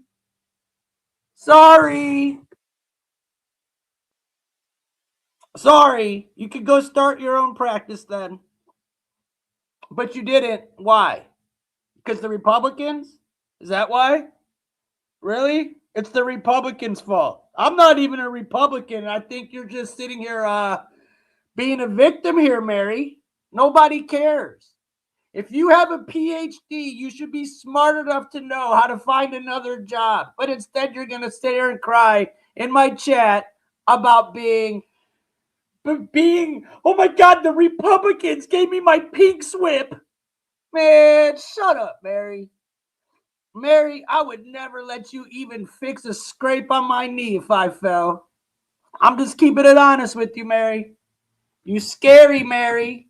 Mary's very scary. Mary is very scary.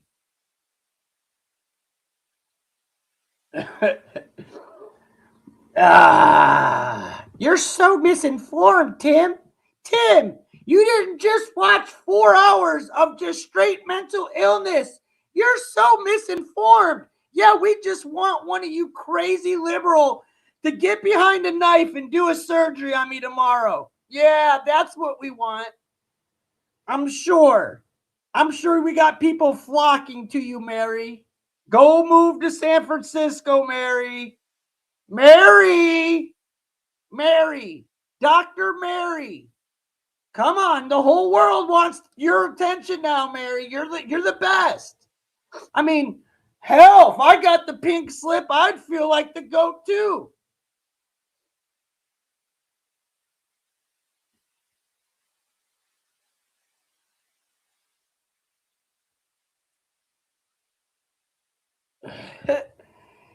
Now, Mary needs to learn.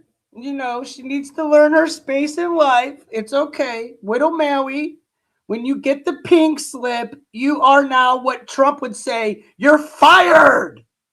Remember that? You're fired. Mary got the pink slip, and she's crying now, blaming Ted Cruz. Poor Ted. Ted got her fired because she don't know how to practice medicine. Aww. Did she diagnose too many convicts? Did she tell too many people to go get the what do I call it? The ouchie. Did you have a tough time during that? I understand. I say you just put a mask on and hop in your car and drive around for all of us to laugh at. How about you do that, Mary? We love it. Maybe since you're like, a PhD and all, you can have the N95s. It'll go all the way up to your eyes, and you can drive around in your car safe. You could be so safe. So safe. And you should definitely keep your windows up because climate change is real. Mary, climate change is real. Keep that mask on. We don't want you to get sick. Mary, I feel bad. Mary, somebody, call somebody who's sick to go to Mary. She got the pink slip. She needs help. Everybody, let's help Mary out. Liberal Mary. Everybody, let's go to Liberal Mary.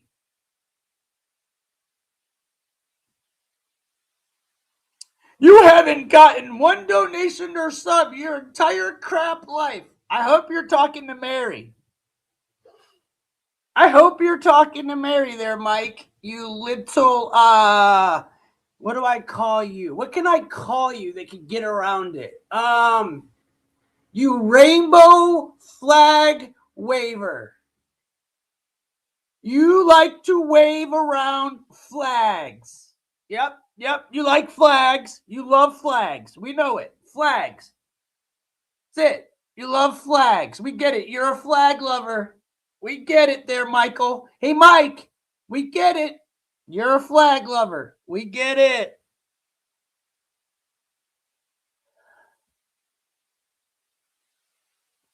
The American flag, Michael doesn't love, though. He likes the Iranian flag. You know the irony. Iranian and flag, put them together.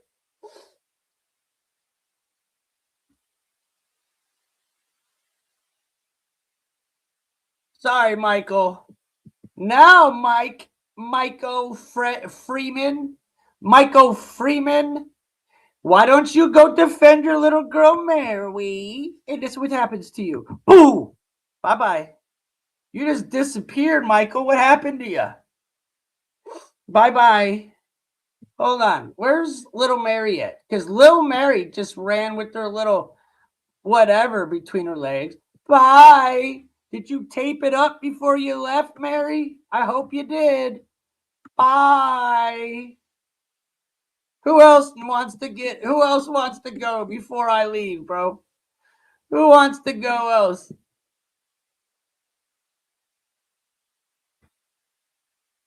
I'm not crying. I'm laughing, dude. This is hysterically funny how dumb you guys are. Honestly. It is hilarious how dumb you guys are. I don't know what to say. This has been... Listen, dude, do you know how many people came in here? Like, I can't even sit here and listen to these fools talk. It's hilarious to me, honestly. I think it's a joke. I think you guys are all a joke, personally. If it were up to me, I would say you guys are a joke.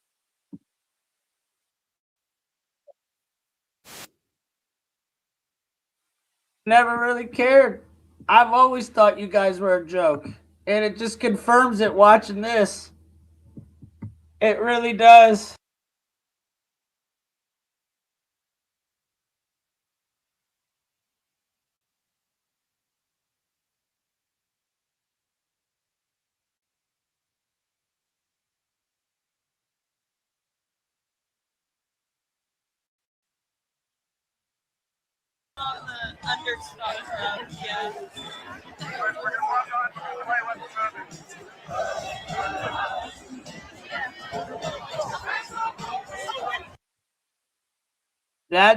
There you go, guys. Here. Look, there you go. There we go, guys. There we go. There we go. She doesn't have 3 chromosomes or anything. They're not going to scissor when this is over, I promise. Nothing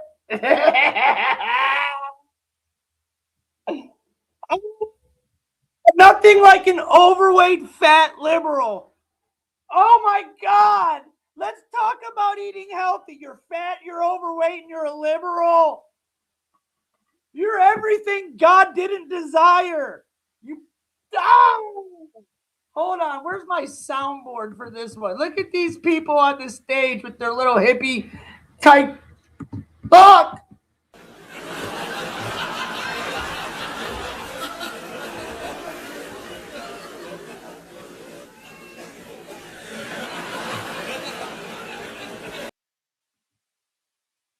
I mean, dude, I would laugh more, but my throat hurts.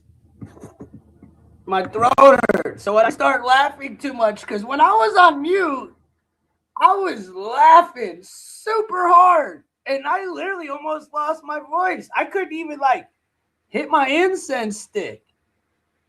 I couldn't. It hurt my throat and my voice. I was laughing. Dude, when Bernie Sanders was talking, I was legit laughing hard. When Ilhan Omar was up there, dude, I was crying laughing. Jane Fonda, again, I was dying laughing. You guys, this was a comedy show. I'm glad I went live for it. It got way more watch hours than it probably would have used, but I am so glad because what it did was expose you guys for how stupid you are and how low IQ you really are. Do you know how many times I heard we're fighting dictatorship today and you're talking about Donald Trump when, hey man, that's on you. But you do know you're fighting against the war that is trying to take out a dictator, right? The irony in your march is hilarious. The fact that you had a trans person come up and try to tell you how to do your voting and live your life, and they can't even decide whether they're a man or a female is a joke. The day I let some dude, chick, lady, man, pan, sand, whatever you want to call it, tell me about voter ID when you don't even have an ID, you're a joke. Think about that one for a hot second. That man woke up, looked in the mirror, put on his makeup, and came out as a woman and said, this is how you live your life. Mental illness. Mental illness. Looking like two busted linebackers that's trying to start a new gig. This looks like, who was it? Milli Vanilli. If they were just two lesbos with scissors in their hands. It's Milli Vanilli, dude. Straight up. It's the lesbo version of Milli Vanilli. I love it. It's making my day. I'm kind of edging over it, you know? Do you think this one on the left has like Downs, maybe? Looks like she's an overweight Downs candidate. You know? Possibly an overweight Downs candidate? I don't know. Possibly. I may or may not agree with our government or president all the time, but my family is over there. They want U.S. there and are actually taking care of our soldiers with food, drinks, etc. Thank you, Katie.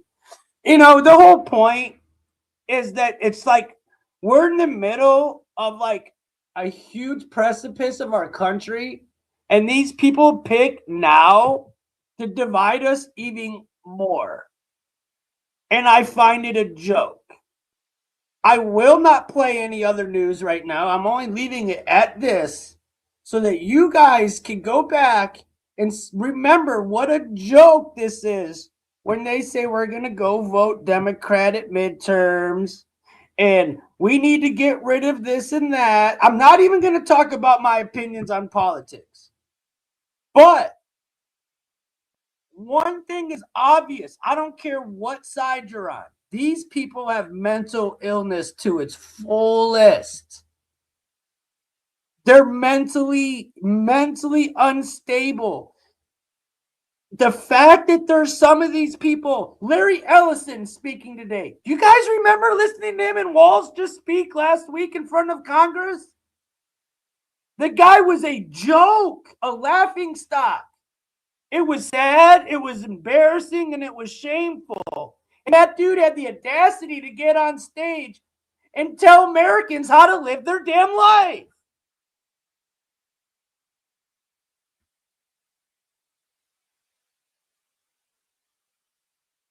No King's Day is for losers. What are unstable Karens? Exactly, Mad Rush. Exactly. A bunch of unstable Karens and Chads. But to be honest, depending on where you're at, dude, you weren't even allowed to be white and speak. There was one white Karen in New York. The rest, dude, if you weren't white, you ain't white. Straight up. If you ain't white, you were not speaking. It was all about division. It was so divisive. It was so divisive. There was no truth to it. It was nothing but division and propaganda. It was a joke. Anybody who watched that and got any other message out of it, hit me up on Instagram. We need to have a talk. Because I don't see what you see. And I need to see No, I don't need to see. No, I take that back. Don't hit me up. I don't want to know what you see. I don't care. If you look at the picture of these two fine ladies on the stage and want to go buy tickets to their concert, God bless you. We support you, dude. We support you. Just stay away from my kids. You know, my nephews and nieces and stuff. Just stay away. You know what I'm saying? We don't trust you. We don't trust you at all, but you're still an American. We get it. We're stuck with you, whether we like it or not. There's enough hate and evil out there. We really need each other to That's what I'm trying to get at. There was no point in sitting here with all this division. And then you had every little cuck white dude out there like, yeah, like, let's just do it. No, you're literally bowing down to the mass of nothing. You're a loser, dude. I can't believe you defend our country. You're a loser. That's how I see it. I just see you're a damn loser, dude. Straight up, no ifs, no buts. And this is what I do when I see you. Like, this is what I do all the time.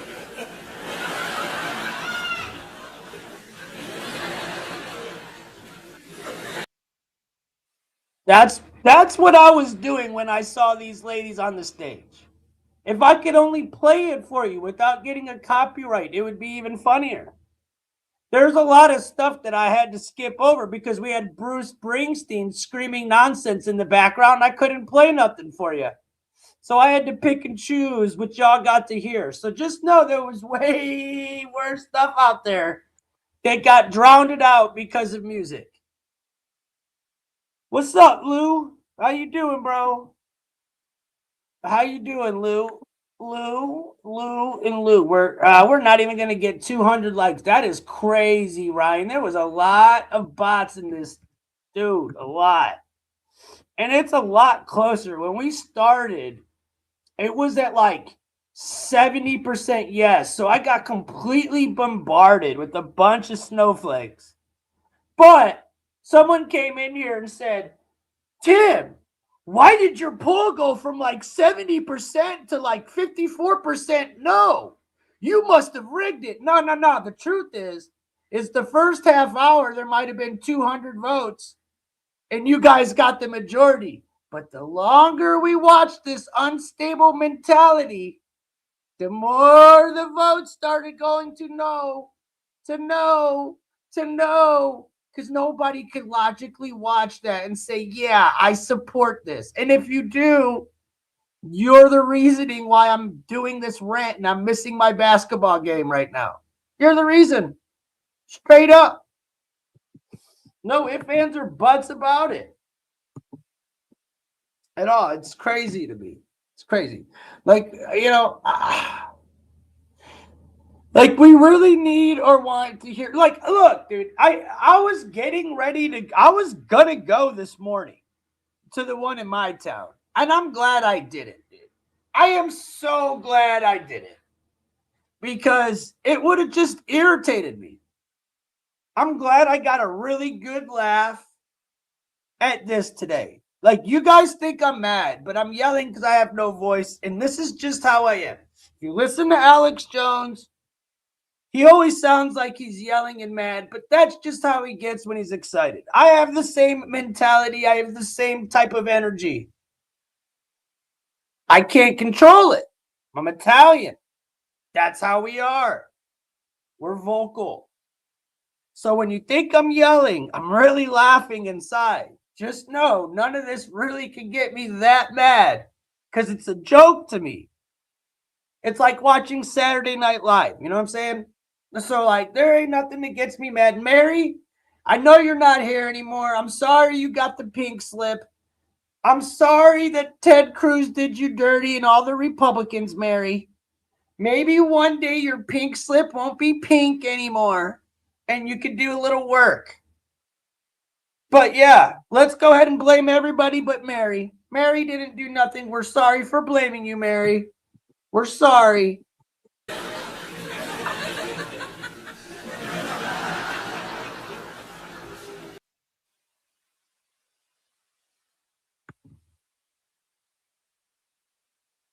Hey, man, you know what I'm going to say today? Y'all can clip it. Go Trump. You know why I'm saying it? Because all the negativity I heard today makes me edge. It made me edge out. I'm like, yes, okay. You guys, I was making food in the kitchen, listening to these freaks talk, laughing, going, oh my gosh, these people are psycho. These people are actually psycho. They actually have something wrong with them. And I couldn't help but laugh.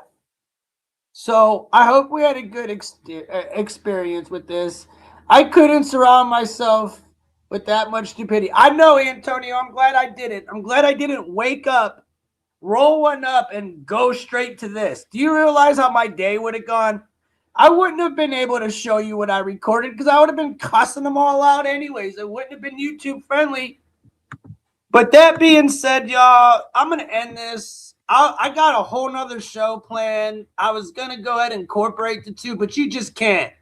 You can't incorporate the stupidity that we just saw with what I want to present to you guys. So either I go live later or it'll just be tomorrow morning. And I'll do what my original show is going to be. This was kind of off script. I just sort of started bouncing around so that we could kind of check out the unstable people, you know? So that being said, much love to you guys. Want to end it at 420, dude. I'm at 416.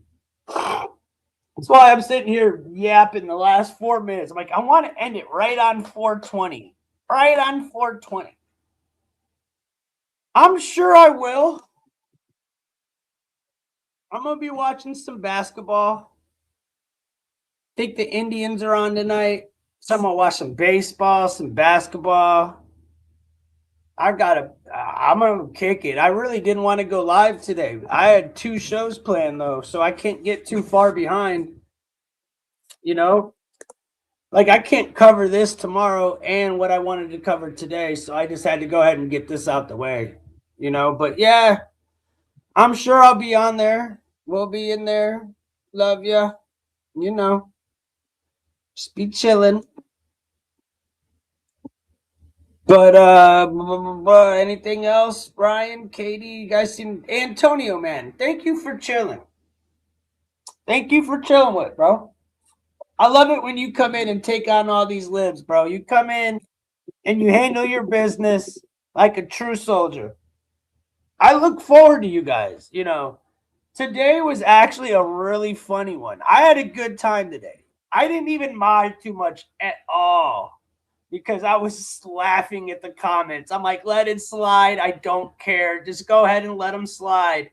It's funny, dude. Just get them. It's our day to bounce back. It's our day to go ahead and give them a little bit of their medicine right back to them. It's fine. They thought that they're like, oh, look at how mad the Trump supporters are. I don't think any of us were mad. I think we were all laughing. I mean, like when that one dude, what's his name? RuPaul, and RuPaul got on the stage. That was funny. That was hilarious.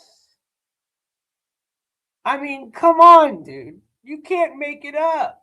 They bring out a 6'4" black dude and call it a chick. It was hilarious to me. Like, bro, that's entertainment.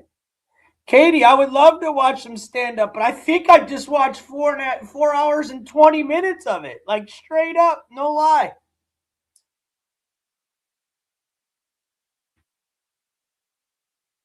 I'm not even lying. Like 4 hours and 20 minutes of gold stand-up mental illness.